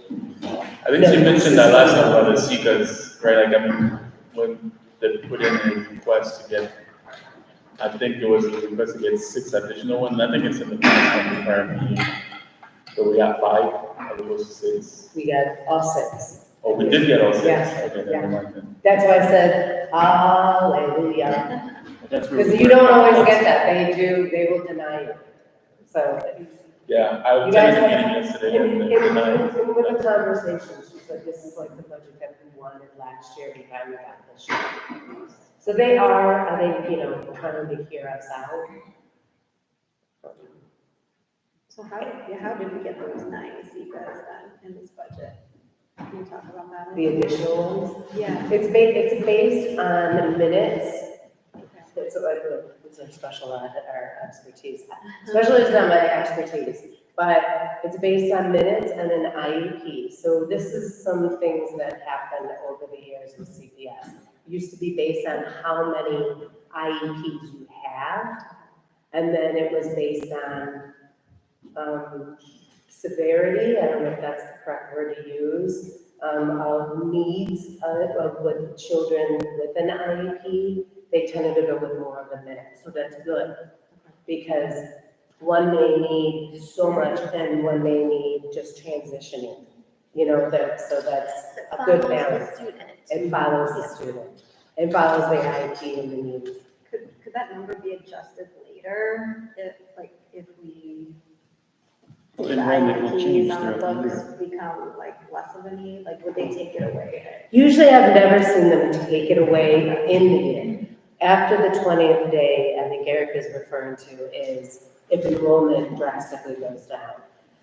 In the past years, and I'm talking 5 to 10, they start to blend when you get old, they have not taken away, which is really nice.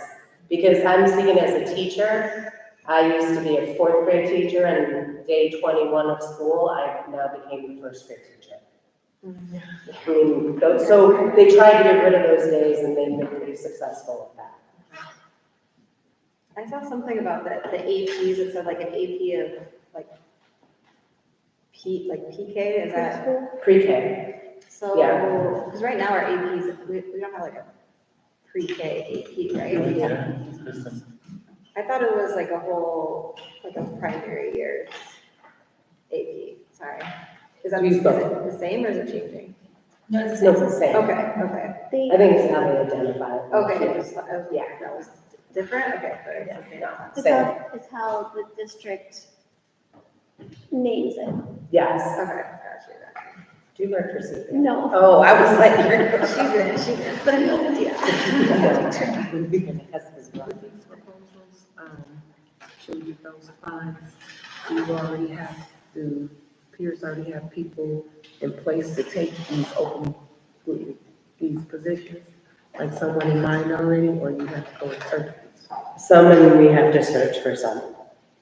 Okay, so the next step after approval is what we call SOW, where we take another acronym. Student was a worksheet or some organized worksheet or, so the idea is you start taking the position number that's affiliated with the budget, and now I gotta match the person.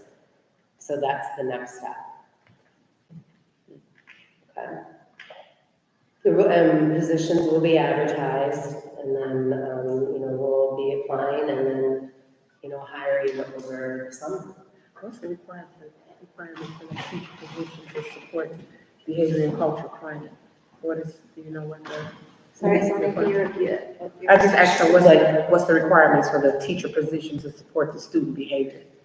The person that they're seeking, what do you? So I think that's the biggest thing is like working with, there are other, so first of all, it's a teacher requirement. They will definitely have to do a lot of training as well, with that. Is there a specific certification, like does Illinois have? No. Are we looking for people, so this was sort of the nice thing is to use resources that I know and network. One, that can help and support, hey, do you have somebody that you're thinking of that can really connect with kids and, make an impact.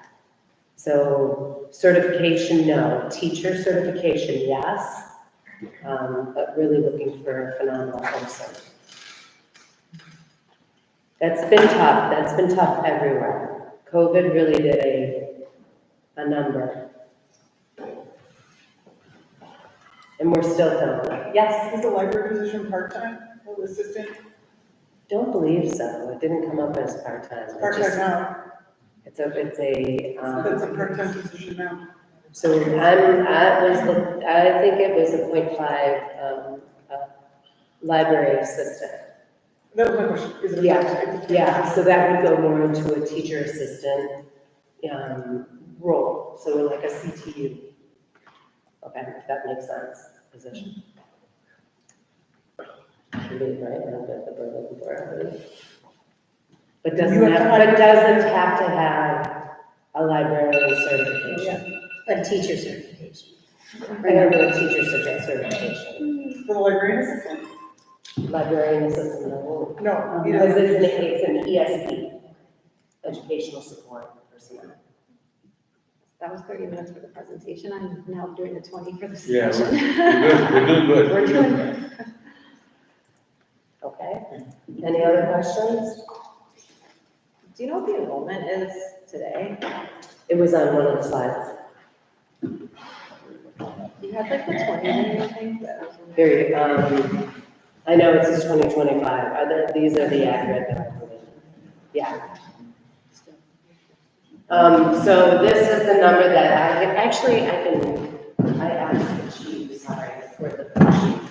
So this is the sheet that we received here, just making sure the clarification.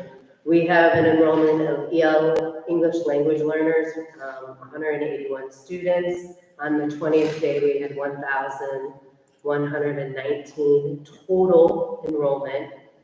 Of that, you have 141 pre-K enrollment, which means that your kindergarten through, they say 12, but it's 8.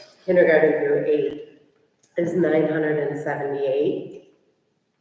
I will tell you, I'm a budget person. Magic number is 1,000. That does give you some more positions. And then you have, you don't have a cluster program here. You don't have a cluster program here, no, sorry, still learning. And then hence the opportunity index sum score of 22. Do we know the 1,119, do we know what it is today? Is it the same, or is that? So, I don't know what, so our budget is based on this year's 20th day. Yeah. We won't know, I mean, what is our I'm just current curious enrollment what the right now? You can go on, is it around there? So we haven't Just in lost, terms of like people coming in now. yeah. Gain some. We're below 1,200.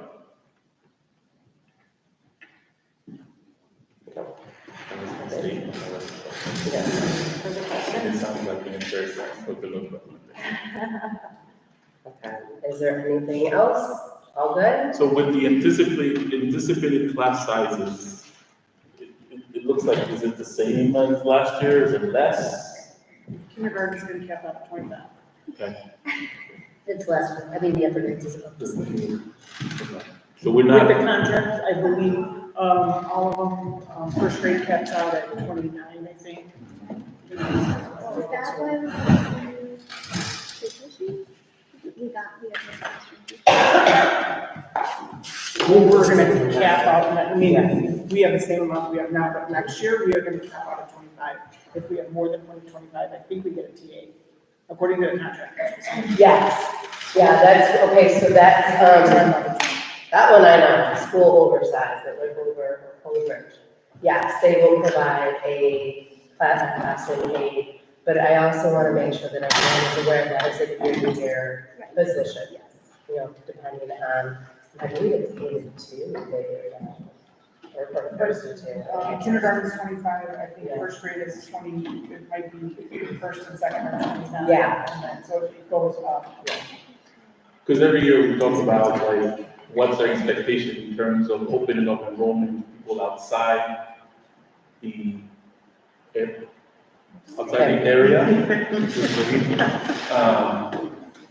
I'm assuming that's the fact that we're reducing or capping the class size, that's going to, it's force our hands to not do that next year. Got it. So will that also be summer hiring? Because we don't know, but that, you'll have to wait to see enrollment for K2. No, the For teachers, TA. they, yes, so they'll come out, they literally count the kids. Yeah. It's hilarious. Yeah. And like, I'm lying with that. And then, they, and then they go through. So it may not be their day one. We may be able to put in a miscellaneous employee to help them support until that position, it's gotta be after the 20K. So they're not gonna do anything prior to that. And it's gotta be, time to open up the position, hire somebody, get them through it. I recommend doing, if there is somebody and we think it's going that route and we will monitor that throughout the summer, then I would recommend what I find more successful. To put them in as a miscellaneous, and then it becomes much quicker to get them hired right away. I think I'm sorry, I think I asked that question last year and I don't remember the answer. Talk about capping at 25 for kindergarten. What about pre-K? We don't, Pre-K, then the state, I think, yeah. but where is that? Like, where is that in all of this that we saw? Like, how are these teachers accounted for? Who's paying for them? Like, what's? Oh, it's federally funded, Yeah. and that's nothing to do with our discretionary budget and or core. So the That's why they're separated on these sheets. You don't receive those. That would be nice, wouldn't it? Yeah, one point I've seen this for. So today was the first time I got that, but the chief gave me the CS. I would recommend this being shared with the. So the 141 pre-K pre-K enrollment includes the previous students that. Yeah. But we're not funding for it, we're not responsible for it, but it's still our teachers.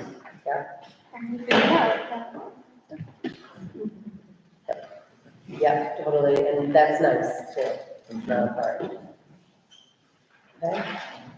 I was wondering how many vacancies do we have right now at the school? And you can't tell us now, if you tell us like afterwards or at the beginning. I don't. Actual or What expected? do you mean? Either.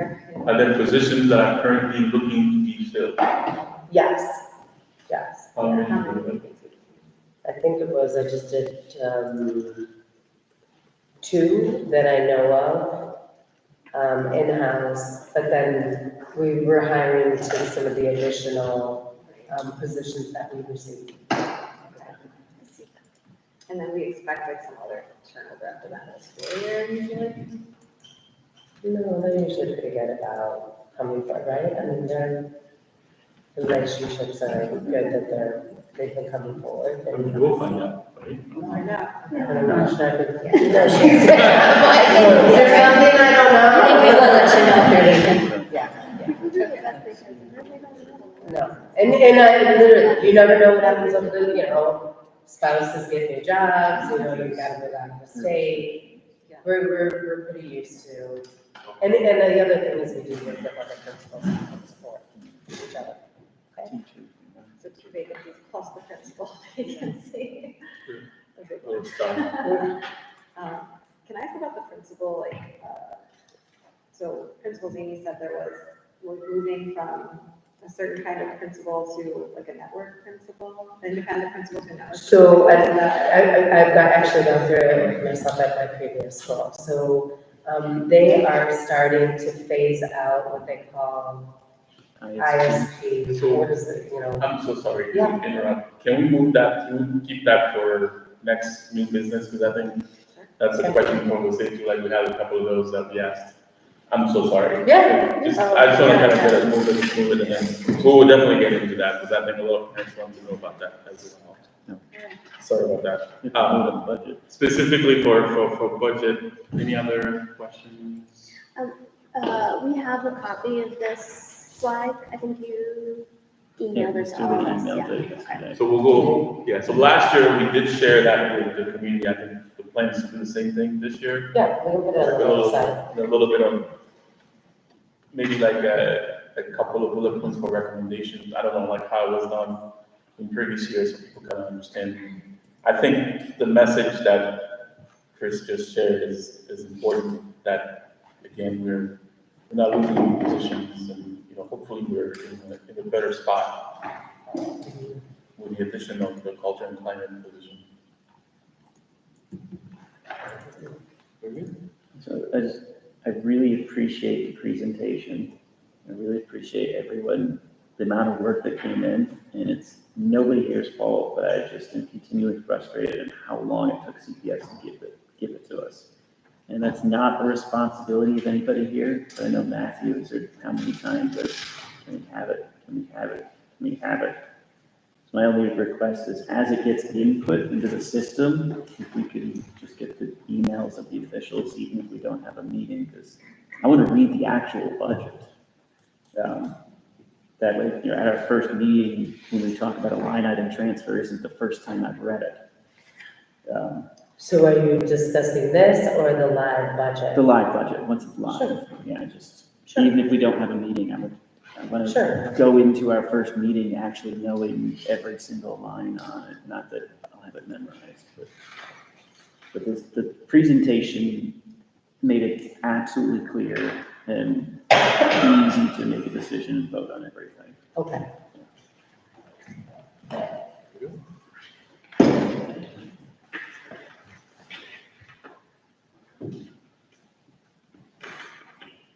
All right, next item is public participation. We have a sign. Vote first on the budget. No, we'll do that. Yeah. Okay. Public participation, we have a sign-up sheet there. I think a couple folks put their names there. Go ahead. I heard that exchange, that a lot of emails, it is going to be the state rep next year. Yes. I would say, thank you very much, Councilwoman Munns, we got it. And coming to our school, I want to just set a little bit of context. As a random parent at the school, I created the school, Ms. Dean's departure was really abrupt and unsettling, and so that kind of as a foundation, then the threats of graffiti has just kind of, I think, thrown just a lot of uncertainty and insecurity around everything at school. So I appreciate all of you very much, and I appreciate you guys as well for taking on this, a problem that obviously you didn't ask for, it landed in your lap, and you're doing your best.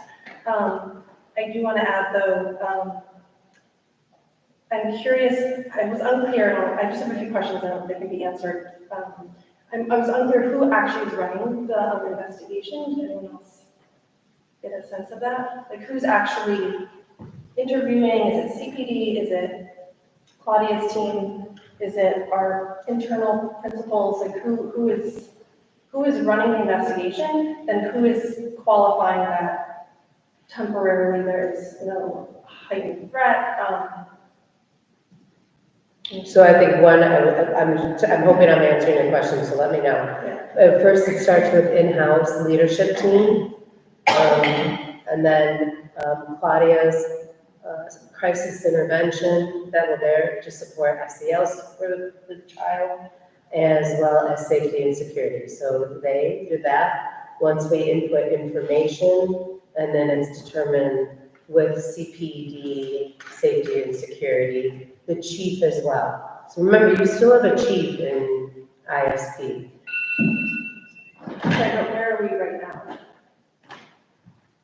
That was unclear, so maybe you guys can figure that out, but that's not clear. So, second is, can the LSC call urgent community meetings in this situation? Like, could you have called a meeting last week or 2 weeks ago when that first thing went out? Are you privy to more information that the parents aren't getting, so you didn't feel like it was necessary? I'm curious, like, for some transparency around that. No, we go with what the administration and CPD goes. Okay, but I just want to be fair, you are representing the parents, I right? understand that. You are not representing them. Absolutely. I can clarify that as an LSC. And actually, the LSC isn't supposed to respond to public comments. Yeah. I get it, but it's totally fine. I think it's a community. If they want to, of course. But an emergency meeting can't really be declared over a security reason, kind of like a disaster area. There's been shootings at schools, on school grounds, and that wasn't grounds for an LSC to call an emergency meeting. Okay. The best they can do is a special meeting in 48 hours time. Okay, so special meeting like this one. Yeah.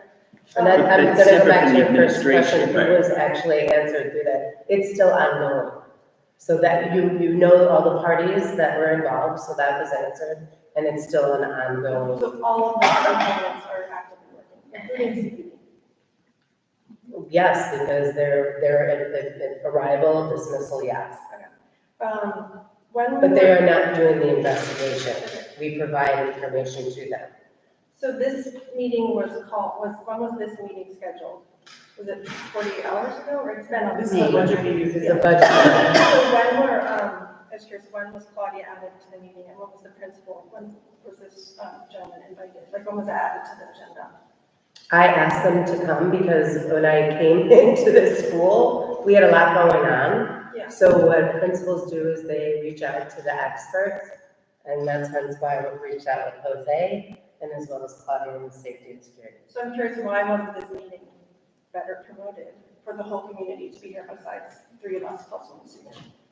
Or 4 of us. Define I better. think you guys have dropped the ball. Okay. You really dropped the ball. But I'm also gonna speak on that, I'm sorry, I know I'm not supposed to, but it's also a part of a parent's responsibility to make sure that they're reading the agendas The that are agenda over. got posted this afternoon. I emailed you guys and you sent it back to me this afternoon. So, yeah, so it wasn't posted on the Google Drive. The agendas are posted up front at the school entrance. It's been posted since Thursday. Friday, actually. On just this door. in Yeah, the doorstep. door. Isn't it a doorstep? Okay, but what about all the parents who drop their kids off? Yeah, so again, that's where historically, those I just want to, agendas I just have want to say been. again, you are representing the parents. We elected you to everybody elected each of their, to represent them. So I just want to place that responsibility, remind you that responsibility. And lastly, what precisely is going to be shared with the parents tonight or tomorrow? I understand someone over here was saying that it has to be cleared by CPS comms. What is going to be shared? That today, it was okay to explicitly say what was in this graffiti, but for weeks, it has been like vague and emails from, again, thank you both so much. I know that you don't want to be doing this, like no one wants to do this, but it's been super vague, and there's just rumors going around between children, between parents, like, it's irresponsible. People should be informed, but also like, I think it's irresponsible. So we follow communications. We can't just willy-nilly send anything out. When it comes to these type of situations, there are protocols in place with CPS that we must follow. I understand as a parent myself, it gets very frustrating because it's extremely vague. So what I would recommend, not only parents being involved and making sure that this agenda, wasn't it on the calendar? That there was an LSC meeting, please do not interrupt me. It's public comment, actually, so this is her floor. I'm trying to answer her question. It's not Q&A though. I'd recommend that we do not do Q&A, that we do public comment. But she's also like, we try to teach children not to spread rumors. And so what I would say, if I ever heard something, how do you know? What is your source? But we came and made the right. So then choice. we're all getting the Ask same people. information. We can't give you any other information. But you're withholding information because there's a threat on Friday that many parents have their kids home based on rumors that then have been validated tonight.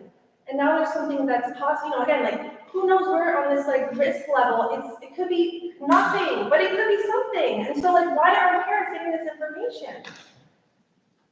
And so again, my last question is what I want to know tonight, like what is going, again, I understand CPS is going to have to clear this, but what can you LSC members who are representing the families, who have children, who are teachers here, who work here, all of you, super great for the community, like what is going to be shared? Because tonight, this was shared, it was wonderful. Thank you very much for being honest and telling us what is going on, but I think it's several days too late, but it's still not too late. So what can we do? That's how I feel. I appreciate you all. I'm sorry for getting worked up, but I'm very grateful. Thank you. Thank you. Thank you very much.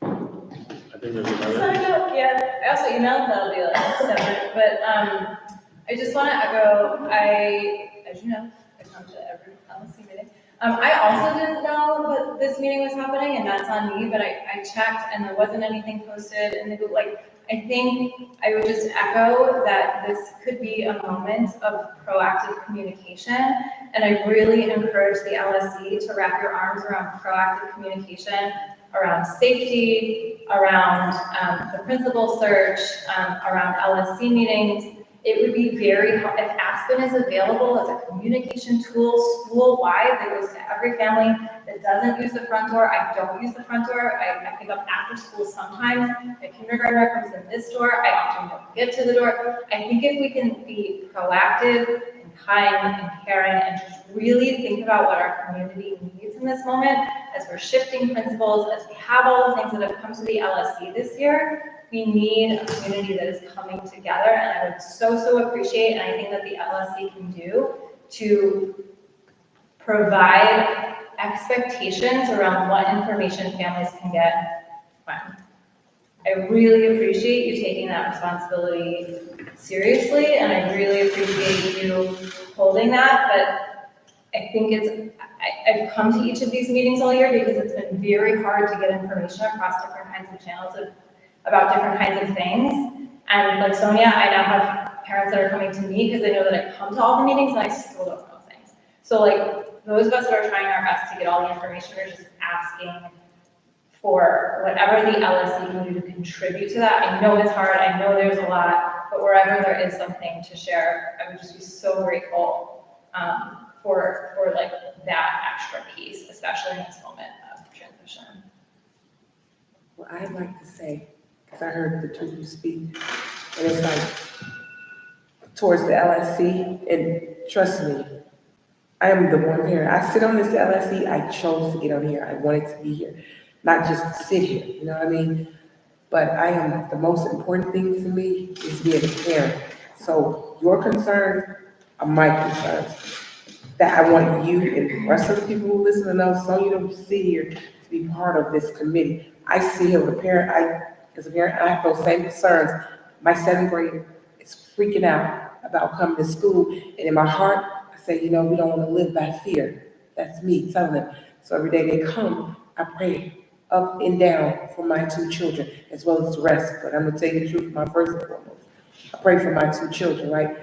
And having my 7th grader, having that fear of coming with these threats that are going on, being that he's in 7th grade, being it seems it's involved around 5th through 8th, that's a battle for me, because it's like, if possibility, hypothetically speaking, something happens, then I have to be the one to live with. I told my son, you were safe. You're gonna go to school, you're gonna be fine. So something should happen, I would have to live with that burden. So trust me, 100%, I'm with you guys, I get it. I am a parent, and that's it. Over my job, you take the job, I find a way. But for my kids, that's the most important thing to me, besides anything else in this world, is my kids and their safety. So I get it, you guys have it till LSC. I only want to say that to let you guys know I sit here, but when I come with other parents, it's because I generally care about those kids, not just mine. So I get it. It's not that I don't hear you, oh, I hear you. And that's why I sit here and say half the things that I say, because I do. Very good. Thank you so much. Thank you very much. Usually what I do is I also take a look at the inbox and read. Jess, I just saw your message. Yeah, you don't have to read that out. It's basically what I said in more detail. We got a message from Jessica Nancy. Yeah. I appreciate you reading it at some point, but we don't need to take that out. There's another message that I'd like to read real quick. Good evening, Peirce LSC. Thank you for naming that additional communication is needed for families regarding the recent safety incidents.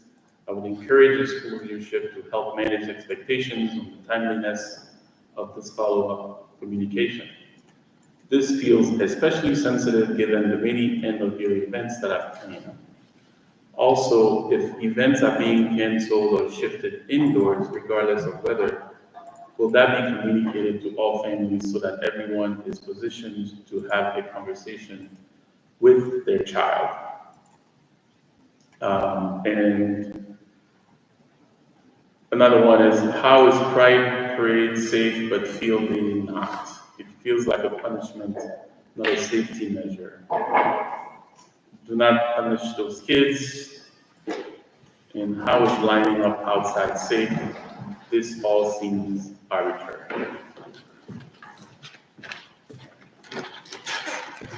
So we have one more person that signed up.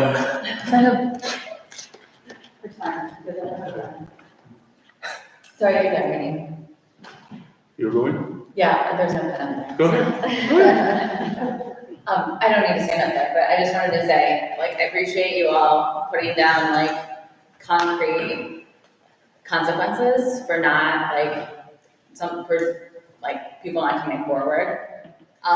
This is a lesson in self-governance, and I know it's painful for the upper grades, and it sucks that it's the end of the year and they're missing out on stuff, but also it's a lesson to these kids that, like, we can govern ourselves, we can come together, we can discuss, we can come forward, and we can say, like, okay, guys, somebody needs to say something. We don't all want to have this consequence, and this is putting power back on the students, and I encourage us all to talk to each other as parents and say, this is not the moment that we come and save our students. This is not the moment that we try to say, like, go to the administration and say, hey, my kid is upset because they don't get to do field day. We go back to our students and say, okay, what are you gonna do? What are you gonna do about this? This is not the moment that I save you. You don't need saving here. And I wanna thank you for standing up and taking a stand and being strong here, because I think our kids need it. Like, I think There's graffiti, my kid is in student council, they've been talking about this graffiti in the bathrooms, not this graffiti, in the bathrooms for the entire school year. Nothing has happened. We need to start doing more other than ignoring it in our school. And sometimes hard things happen that suck for students, but then changes can be made. So I appreciate you all,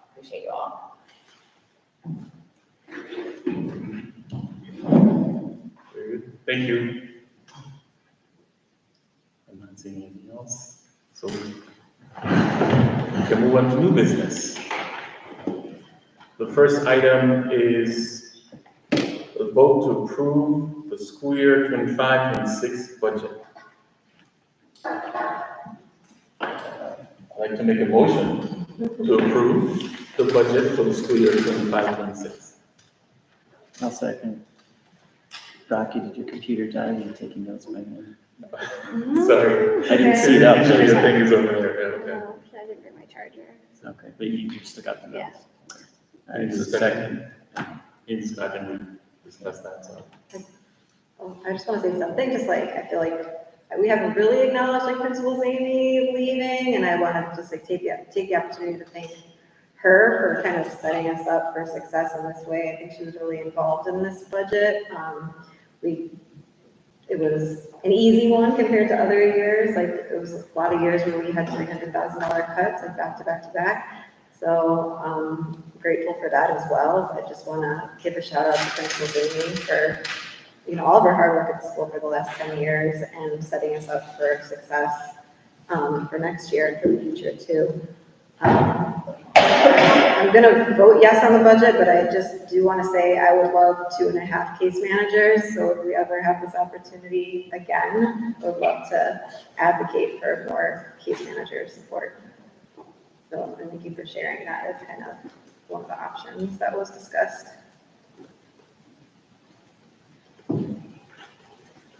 Very good. All in favor? That's right. Thank you very much. The motion passes. The next item is a vote to approve the CIWP. So we didn't specifically discuss it, but it was part of the budget. The budget is approved based on the goals of the CIWP. And I think a couple times at our meeting we talked about some adjustments that are being made in flight, and those are continuing to happen.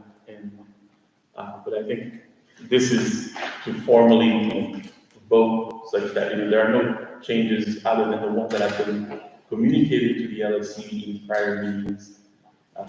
And so with that, I'd like to make a motion to approve the CIWP in this current version, with the understanding again that this is a moving and live document. Right, we've talked about it every month, so it's something where we are all already familiar with. So I can second to that.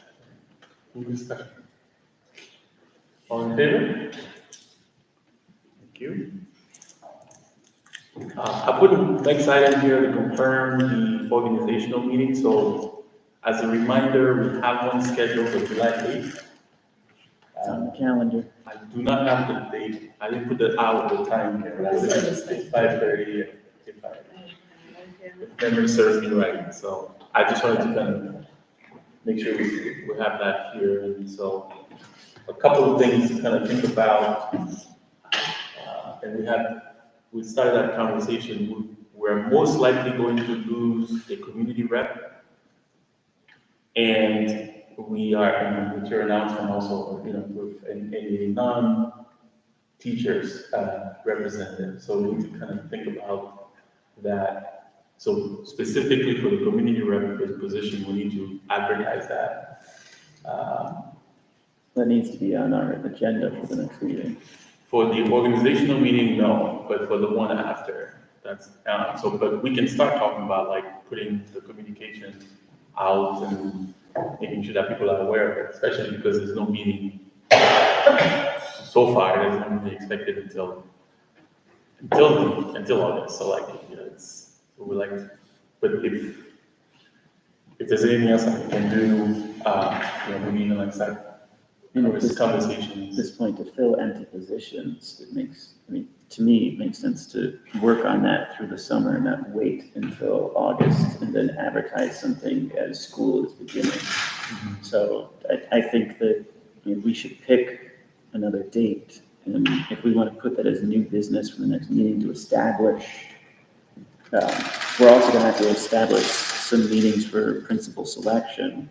And I don't know exactly how that'll work, but we're not. Jose's next on the agenda, but I'm just a quick question, Jose. We can add, discussion of filling vacancies on the LSC. At the organizational meeting. Yeah. Yeah, we could. We don't usually recommend that, because you already have like a full agenda, but, we're also gonna be doing special meetings, for the principal selection process, and you can easily add, as a standing item, adding a community member, so you can keep advertising that. I just think it would be a smart way to just combine it at this time for the organization meeting, because I think we want that input for the other people when it comes to the principal selection, as well as them knowing and being involved. Right. The rule is that you have to have an organizational meeting. The rule isn't that the organizational meeting will only discuss this. So Right. every year you have to make this decision. That's what the organizational meeting is, a purpose to make a decision that's required. But you can make other decisions at the meeting too. Right, legally, no. Our training does recommend that, explicitly, but, yeah, you can do that. It's just that's also the date that you'll be setting your schedule for the rest of the school year. So if you have multiple candidates and they all have different schedules, that's also, you're not gonna know what the year will look like until it's all said and done. If we get to the meeting and it doesn't work, we can table it to the next meeting, but I think it's better to have it on the agenda. Sounds good. Can we make sure we put it in the, last newsletter that the school sends out? Like the call for the community rep? The s'more? Yeah, because there's a bit of a gap in the newsletters, right, over the summer. Oh, I don't think there will be this summer. So You guys just eat your Wheaties every day. I just went through it at my school. It's rigorous. Jose? Yeah, So, do we want to just kind of move on to that then? Thank you for coming. yeah, of course. I can go Nice over to just meet you in person. It's nice to see all you here in person. I was actually, when I first started this position, I moved into the neighborhood to get to know the schools a little bit more. I just moved back with my folks last month, but I was living up here in Edgewater for like 2 years, so it's nice to be here in community with you all. I'm very sorry about what I hear, and I hope that, in our selection process, you guys can all come together for what the next school year will look like. Technically, the vacancy is not official, so that's also why I was a ghost. Like, there was no reason for us to start this process. DPQ alerts us, but Principal Munz let me know, that this was needed. And we could definitely do an in-person training all together, which would be probably the best thing to do as a special meeting. You guys, I'm at your discretion whenever it works for you guys, next week or the week after, or on a weekend. But during that training, we'll be able to go over all of your questions. I'll show you all of the steps that are available to the council. There's some that are required, there are some that are optional. The optional ones are usually to just get to know candidates better and help eliminate candidates along. We can discuss a timeline. Usually the last step is a community forum for community input. So we can discuss like a date for that during the summer perhaps, and then work backwards, and then that's it. Your next step is going to be drafting an advertisement once we're done with the training. So that will be something that the network chief will be working with you on. But during the training, you'll see basically what your timeline will look like. Your steps when, after you do the advertisements, you'll do a resume review. We'll have another meeting together in person so I can help you with that. And then once you have your selected finalists, you can go through your optional steps to then present to the community, the final candidates that you have. We have the opportunity to meet these occupants, don't we? Yeah, you'll get 10 resumes after the advertisement goes out. You basically don't want to meet all 10 of them. You'll want to meet maybe 5 to 3. Yeah, I've been through the process before. Okay. And then that will be when you'll start selecting. Do we conduct an interview or not? Yes, so during their training, that's also when we'll talk about how the interview should go. The first interviews are very general, then there's a second interview where a guide gives you a little bit more room to ask probing questions. We also go over like the process of you want to make sure you treat all the candidates the same. You guys are basically being like a contracted employer at that point, so also just a confidentiality. If you're applying for a job, you wouldn't want an employer being like, hey, take a look at this guy. Like, we don't want to do that to principals, but you guys definitely, want to take input. You guys can also send out community surveys. You can send out staff surveys, and we can go over the process with that. So let me know when next week or the week after works, and we can sit down. But right now, if there's any questions. Interview or not? It's only strictly school council. I'm sorry? Does the district interview those candidates as well or not? So every candidate that becomes a CPS principal first has to get vetted through the Department of Principal Quality. So all of the resumes that you see have already been vetted through CPS. All of those people, CPS has deemed qualified to be a principal, but are they the right principal for you and your community? That is what the council works to decide. So how are those 10 resumes that you get? How are those based on the CPS qualification? Right, so basically DPQ has a pool of principal candidates that they vetted, and now they're like ready to be principals. Once you draft your advertisement, it'll get posted on the Department of Principal Quality's website, where all those candidates regularly check. It gets posted for 2 weeks. You might get more than 10 resumes, that's usually the average. And then all the candidates that have already been vetted will basically be the pool that start applying to your school.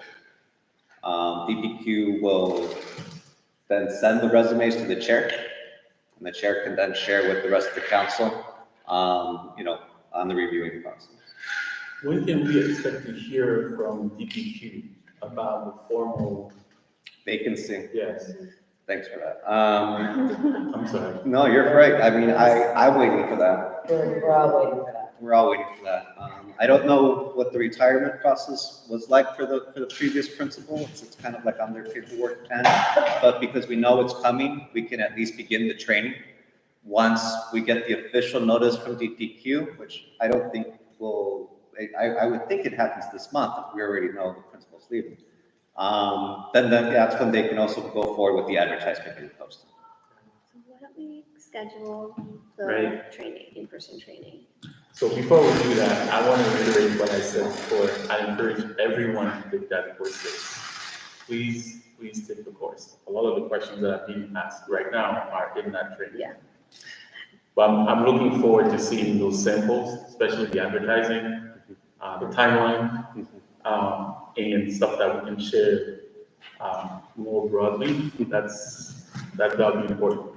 To your point, we need to schedule something. And I would also say the draft of the advertisement. Mm-hmm. That's gonna be. For sure. The other thing also is, in terms of principal selection and forming a committee, I'm trying to understand kind of like guidelines, because, through anecdotes and, other councils or asking around, it varies. Sometimes the LSC is a principal selection committee. Sometimes nobody on the LSC or very few people on the LSC are involved in that. What is there an official guidance? Is there a recommended makeup, size? If you don't know exactly what the principal selection committee will be doing for you as a council, it's maybe not the most helpful, but ultimately the council is the body that your vote is what ratifies a principal's contract.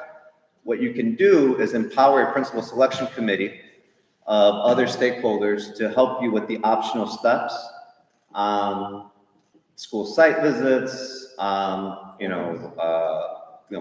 if you want to help you with logistics with interviews, if they want to help you with logistics for the community forum, and if they want to help you with like the surveying, you guys can do that as a committee.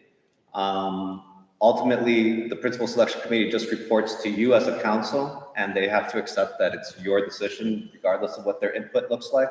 So that's why, sometimes it's a helpful experience. Sometimes the council gets inundated with too much opinion from the selection committee. But you want to make sure that you guys are you're making a process that makes the community feel confident about the new principal. If a selection committee seems messy, then maybe that's not the route you want to go. If in a moment like this, you think you can handle that during the summer and just like people that are available come, that's also your prerogative. But the council is the ones that vote for the contract. Who might be a stakeholder in the principal selection committee? I mean, the council is the community members, parents, students, non-teacher staff, teacher staff. I think it's the same as anyone who's eligible to be in the LSC. Those are the stakeholders of the school. They try that. Yes. But the student does not vote for, No. yeah. And in terms of, so we're grateful we have an administrator in charge. Is there any limit as to how long we get the administrator in charge to be in charge? Well, I know you guys have a limit on how much We CPS have a can. limit of how many school days that we can actually work without affecting the pension. And what is that? It's 140 days. For the school year. And I know that CPS likes to keep you around in case they need you at another school. Starting when you start, or starting when the vacancy is announced? Just start. So it's an earlier, and summer days count. So like weekdays, like school days are just like. School days. Yeah. School days, so weekdays. So summer doesn't. So So yes, summer does count. the It's not weekdays, weekends, not weekends. Just weekends, I'm sorry, weekdays, not weekends. Yeah. Because it affects the pensions, you just think of it employment working days. I understand that, just want to make sure that. About 3 months, Yes. right? So what you call it, if the And process and takes. I just went through the process at my previous school too. Oh. Of, the principal selection, things, I would say best practice, things that we learned, happy to share with that. There's gonna be a lot of summer planning going on to get us up and going for, next year. Obviously, you're hiring, that type of, so we'll be active. Could unless I want to leave it open for other people, I have a question unrelated to the principal, but related to some feedback that we got from the community today. Could I? ask Sure, now? sure, sure. I see you also had your hand kind of raised up. I don't know Just about this. wondering, is it like, when would our new principal begin? That's what we will discuss when we start the training. I mean, we can probably narrow down the day a little bit closer once you guys see all the steps and you guys have a better idea of like, this is gonna take a week, this might take 2 weeks. We could do this all in 1 week, I've seen this go as fast as 2 months. That's pretty fast. What you call it, realistically, it can be 3 to 4 months. It was 3 months at our school. Yeah, that's pretty. There'll be another administrator. Well, they get it. Yeah. So that would be like the quickest. Yeah. You had a. Do you want to establish a day before I go? Let me ask you here. Do you want to establish a day for in-person? Absolutely, Before I yes. ask my unrelated to principal selection question? Okay, so one of the things that we hear from the community is that there's a desire for the LSC to communicate more clearly about this meeting and then specifically safety protocol. So just for clarity's sake, so we're all on the same page, the LSC cannot write mass communications to the entire school. Right. We can post on our Facebook page if we so wish, but that's not an official, there's no official platform for the LSC to publicly communicate with the Right. community. The LSC is not really meant to be like taking over what admin's, responsibilities are.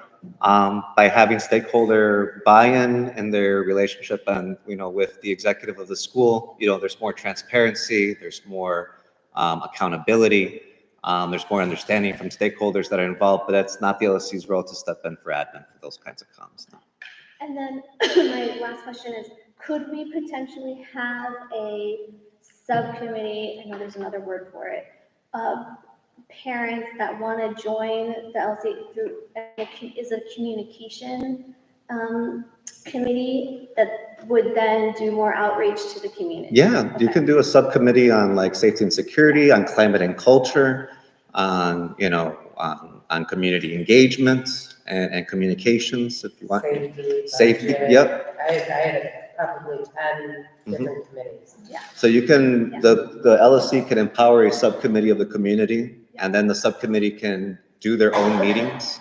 They would still have to follow OMA, but even if they reach OMA, they're not voting on anything official, but they can like meet to discuss those issues and then bring them to the LSC as a report. So parents can be involved on any committee. Yeah. It's just that we report out on it. Yeah. Which is a great way to get parents involved. I think, that's kind of why I was asking. Yeah. It sounds like there's interest in the community and seems like a logical way to get Yeah. needs met.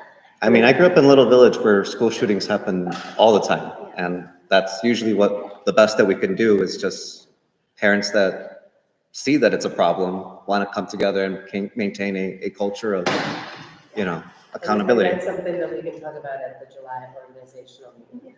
So what I would recommend is to think about committees that in discussions with people, and what is the state, I don't know, 8 for me to like what concerns have come to you in the past, and then let's form a committee around it.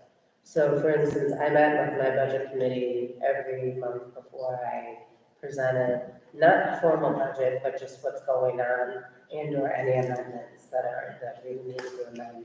We used to have communication. So, quick comment on that. I know we have a bunch of different committees, and in the past, I've heard that those committees didn't meet because there was not enough of those members meeting. So I'm wary of setting up more committees 100%. before exhausting all the current committees and also parent group. And also, half of this LSC is parents. I'm a community rep, so given that, we have 7 parents and parent group and other committees, let's try as much as possible to actually maybe organize and communicate. And that's my own comment on that. Because otherwise we'll start spinning up many committees and.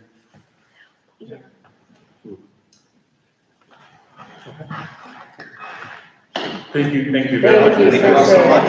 Let me know what you do. Please do check your inbox, there's gonna be quite a few emails coming through, right? Yeah. So we appreciate you always responding. Pick our date. So I think, so number one is, so there's gonna be we were talking about this official training, right? Is there what's everybody's sense on like, if there's gonna be more than one? I think we just pick one evening and do it again. So we start one, so he says available next week and the week after. Yeah, I would pick one evening like this. Everybody take out your calendars. 2 hours? Jose, we can do Jose, about it's 2 usually around 1 hours. hour, isn't it? The training, Yeah, 2 hours a week. 2 hours? Yeah, that'll Usually include done in an discussion. hour, but you wanted less time for questions, hour and a half. Okay. So usually 5:30.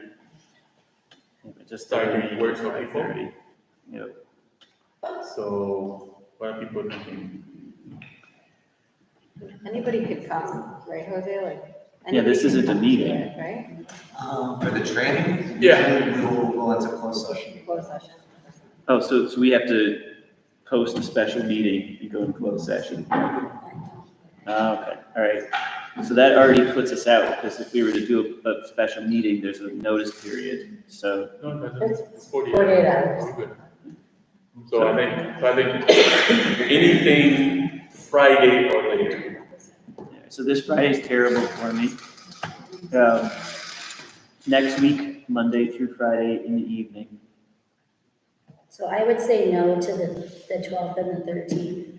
Okay, The 12th being the last day of school for us. yeah, that's a good point. Yes, and then the 13th being Friday. Yeah, so we're down to 9, 10, 11. The 10th would be hard for us. We have extended day that day, so we're here till 4:30, 4:45. So All right, so we're down to 9 or Monday 11. or But Wednesday. given that you're here, I mean. Well, we are here, so it could be a possibility, just means it for even a longer day, but yeah. So I guess 9th, 10th, or 11th would be, for next week, would be mine. I mean, any of those, I mean, like you said, we're already So you said the 10th? So the 10th. We- We're going to the 10th. All right, We let's can't take- we can't do the 10th? There's an evening meeting that I think I might be the only person to support for the Okay. special LCAB meeting that was called. So I think that Tuesday might be the only night that I can't next week. Okay. The 9th or the Yeah. 11th. So the 9th, But does it sound like Well, Monday? 9 fine. 9, Fine. 5:30? Monday, June 9th, 5:30, CTA Independent. I'll put together this agenda. We got those extra items we talked, oh no, we're not gonna put that on the agenda. Is everybody, you know, like, if you ever move it up for further? yeah, that would be. Let's chat. You guys want to go first, right? It No, is, just so you know, if 5:30 better, or earlier, 4:30? 4:30. Can you do 4:30? I struggled to get here by 5:30, but I've already done the training this year and I've reread the slides, so I am okay if I come in late. Okay. Yeah. Can you do 4:30? So 4:30 on the 9th. I can't do 3:30. Okay, That so you is- can do 4:30. It's legit. Okay, At this time, okay, 4:30 then. 4:30. And Jose, just for clarification, closed session. Yeah, usually, my trainings have been in closed session, just. Okay. I wasn't I expecting know, that. I know the reason why I'm asking is like the parents might be interested in, and that's a really good meeting that if they could be in the audience and not have the opportunity to ask questions, but just learn from the process. Yeah, that's what I was thinking. Yeah, Are you okay with that? I would be okay. I want to make sure I don't get in trouble with my department, but I think that would We be did fine. that and we did it in Saguenay, so we Okay. can just blame Jose and network. Yeah, I've done this like 9 times, I all in a closed session, So but we I think it'll be also- fine to do it in open session. That'd be fine. Yeah. Okay, Because so, it's just a training, and I think it's a great opportunity for the parents to be educated on what you're about to go through. all right, so it's probably not gonna be in here because there's after school here. So most likely it's gonna be 120. So like, if it's an open meeting for everyone, and people are gonna sit. What? No, I don't think it's over. They're done? Yeah. And then they go, Yeah. yeah, We can have it here. I will. You can use it, so my son's in Apollo, they do activities in the classroom from 3 to 4, and then 4 to 5, they have free play in the gym. But that's a bonus, anytime there's a meeting, they get bumped out of the gym and they go back to the classroom, they go to the playground, they go outside. So we can, yeah, Apollo doesn't pay to have exclusive use of the gym. And the weather's great, and I want my son to play outside. No, not gonna, but it's not gonna rain. If it's warm enough, we'll play in the rain. So Monday the 9th. Monday, June 9, 4:30. I want to suggest that we use that other room, because the only reason we don't use it now is because security, but if we're having a 4:30 meeting, there's security already at the front desk. It's the size of the room if community members want That's to. not the reason why, yeah, it's been security is the reason. There's No, never- I'm saying for this meeting, if we want Yeah, to we invite people, they're not all gonna fit in that We room. all fit in there. That's We can put a lot of people in. We've had 4 or 5 very Yeah. Yeah. Oh, I mean, if you could fit that many people, I like that room much better than this one, I just didn't think they'd all fit. And if people are watching, like, hear Exactly. information a lot better. Yeah. So I'm confused, here or room 120? 120. How about, let's do 120, and then if we see that there's a huge amount of people, Yeah. then we'll be flexible and just move it into here. Just need to put some signs up. So on the agenda, right? Just for have a basis. Good.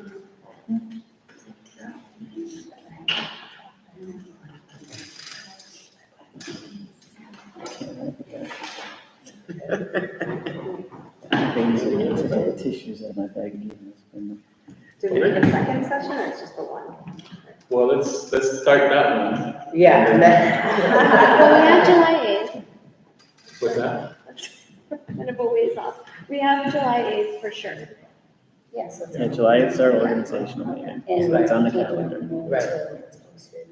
Can't do anything until it's posted. The only thing they could, Jose, they could work on the draft of, candidates that they're interested in, no? The candidate Just a advertisement. After your training meeting. Yeah. You just can't publish it. Right. You guys can definitely be working on a draft after the training. It just can't be published until the post is official. Absolutely, but at least we'd be ready to go, and, we're being proactive with our time. We can figure out how to organize a committee and things of that nature, just be ready.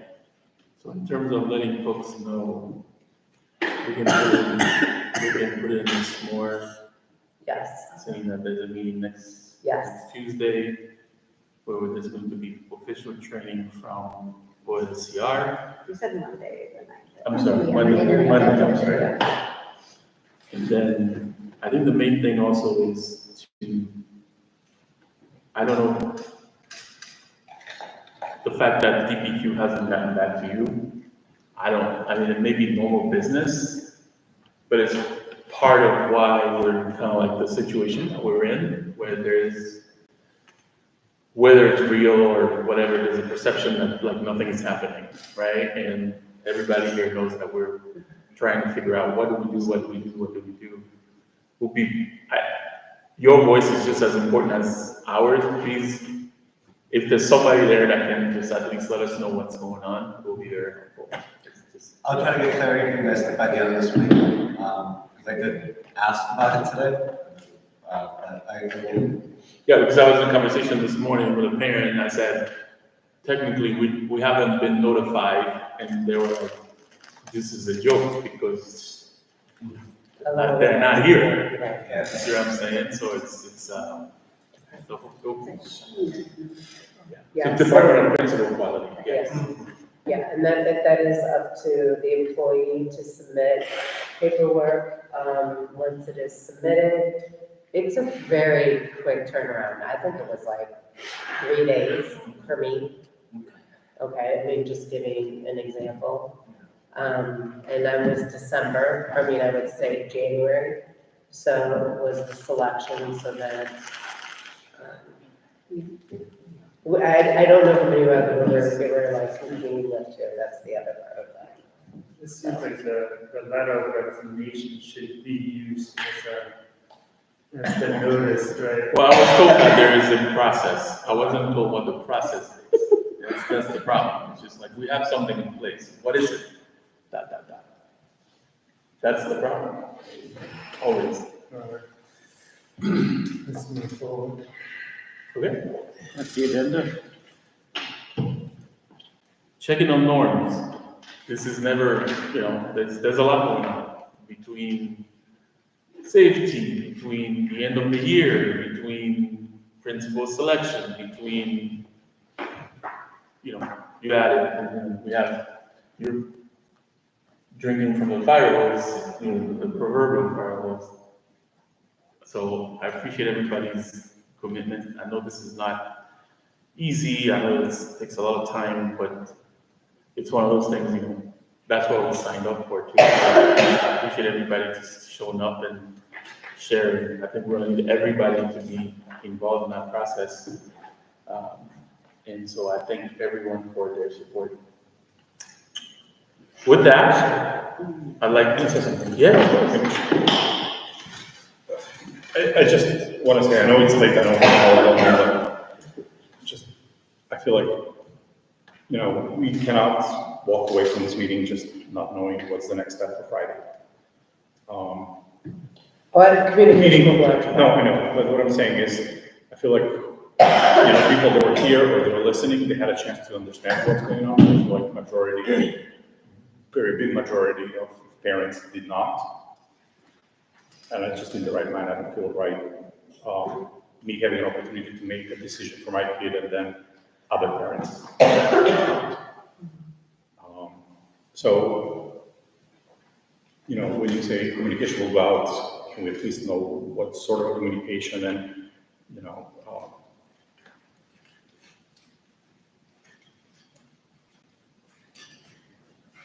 it just, I don't know, after hearing everything, it just didn't feel like the breath is completely gone. I mean, the writing is literally on the wall, and we're just saying like, all right, let's just see what happens.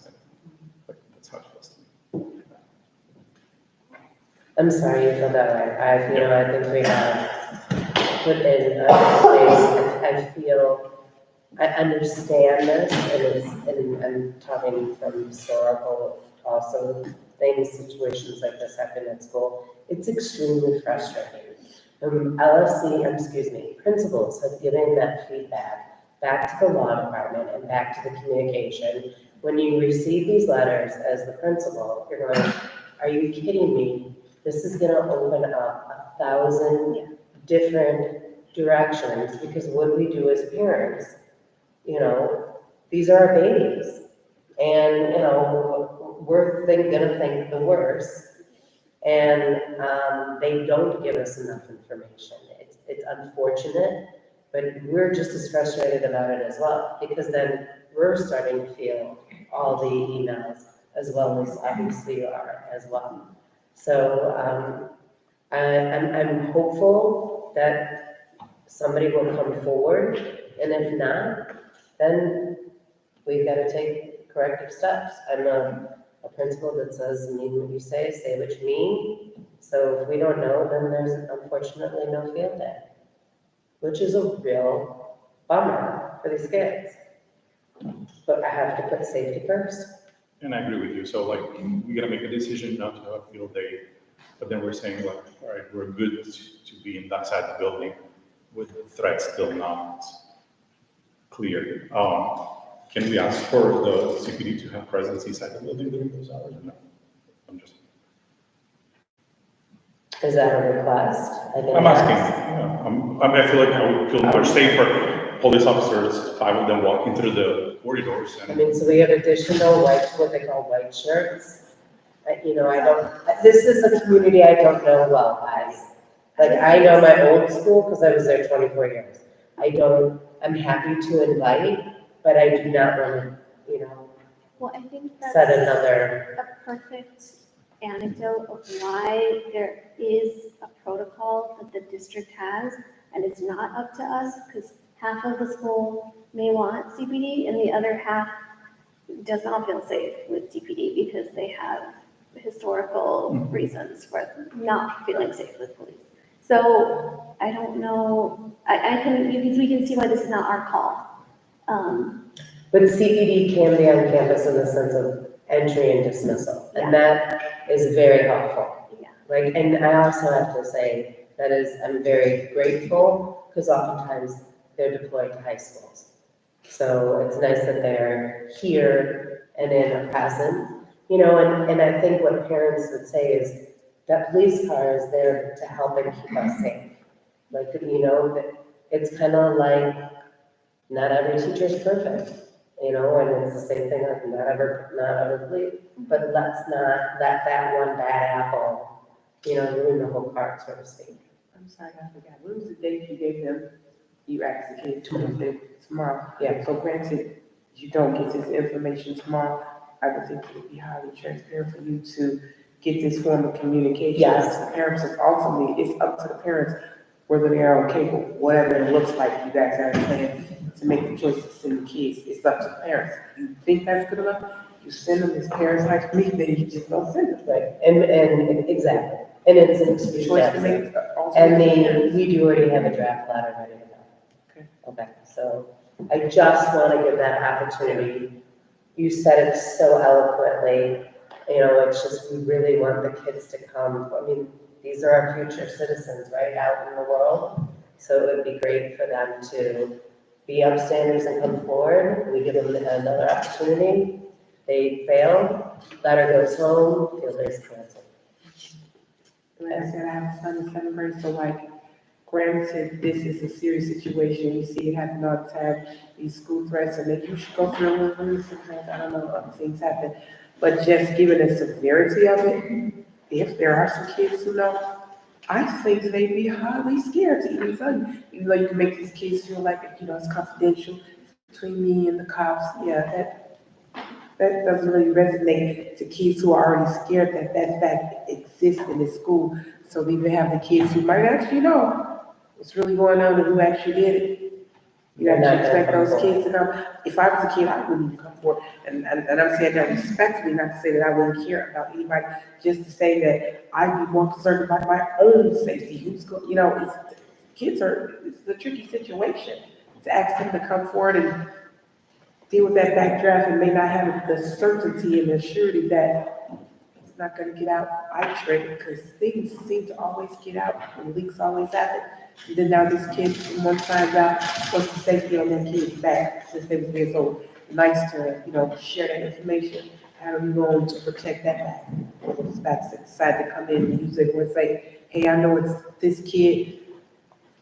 Yeah, so I'm saying, I have a seventh grader, we talk all the time, and yeah. One last comment that is from me on this is, from what I've heard today, I'm a community rep, so I don't have access to the information that parents get. So literally, I do not get those emails. So I think a fair sense of communication in terms of what happened, what is being done, and what is next step would make sense in terms of continuing that communication more broadly than just the teachers also. So what other do you want to talk about this more? Yeah, so that's what we're talking about, like doing, in terms of reaching out, because in the past it was through the end, so it can still come through the smaller, with those steps. So like number one is the safety, number two is principal selection, and number three is, well, actually, 1A and 1B is all the corollary of safety, all the events that are happening, and there's a contingency there. So that's what we're trying to. And the other thing is, so the nice thing about this more is like Aspen only goes to, you know, the student families, right? That would, you would sign up for that newsletter, and so that you give it opportunities. Yes, that's what we're trying. Correct, so that's what we're We're not getting So there's a conversation that. And I apologize for that. So we're parents, so I should be getting those emails, but it just, yeah. That's fine, we'll take you, that's all right. The other thing is, yeah, sorry. Just one last quick question too about the Pride Parade tomorrow. Did I hear you say, Principal Moose, that it's gonna be inside regardless of weather, or it only will be inside if the weather is bad? No, I think we're only, I think we're gonna go, I think it's been determined indoors. Okay, so that's kind of breaking news right now as well, right? Like the families don't know that. So I think they were sending something out first thing in the morning. Gotcha. Yeah. Okay. And then the parents to come in the first floor, and they can, you know, like participate. Okay. I think we give the guys with Sam or Chris and something out. Okay, thanks. Yeah, but I'll make sure that happens, right? And so we go into the main. like, Cover was completely made up, like, more. All right.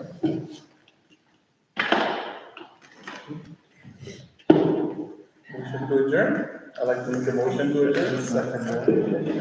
Wait, it's the first time you second in. What is happening? Is this your last one? Last official meeting? Well, thank you. Yours? No, I. Your Well, I state? need to check my computer around. Oh. I think I have one more year. Oh. I might have. What is your pin? Somebody different? Oh, Thank you. that's all. My kidding. After your turn.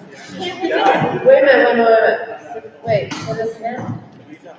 My son is coming in August, so I guess You know what you can do? You leave me for next one, right? Yeah. Will you leave the next one for next one? You can leave them up there. But we don't have a vacancy for they don't have a vacancy for parents. Oh, we're doing a vacancy, just one. non-teaching staff. Non-teaching. You wanna work there or be a non-teacher? Which is a salary, $1 a month. Until the first day. Okay. We really need to Okay. Maybe until the Maybe. performance of that week. I was trying to keep it around. Well, at least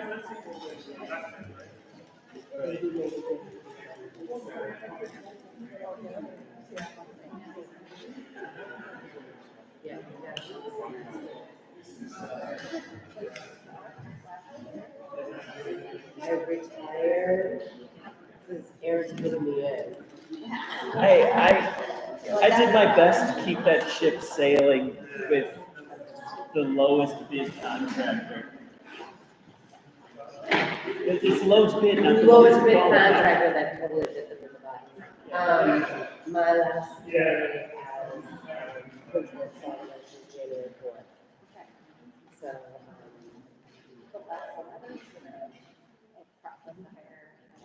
so we started the process. So my resignation finally went through. So then we started our session traditional in August. But the committee can meet and do stuff like if they're getting down the table, getting feedback.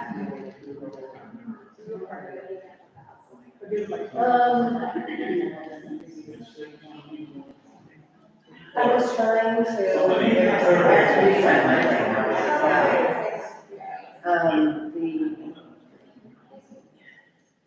there are people that are very involved and say, hey, I want this guy to be my reps.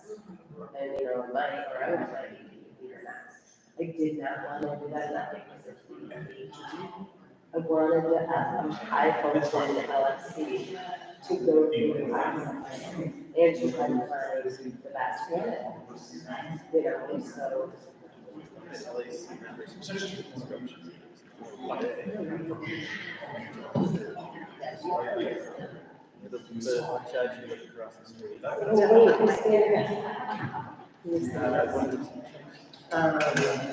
So, yeah, one guy lied, one parent.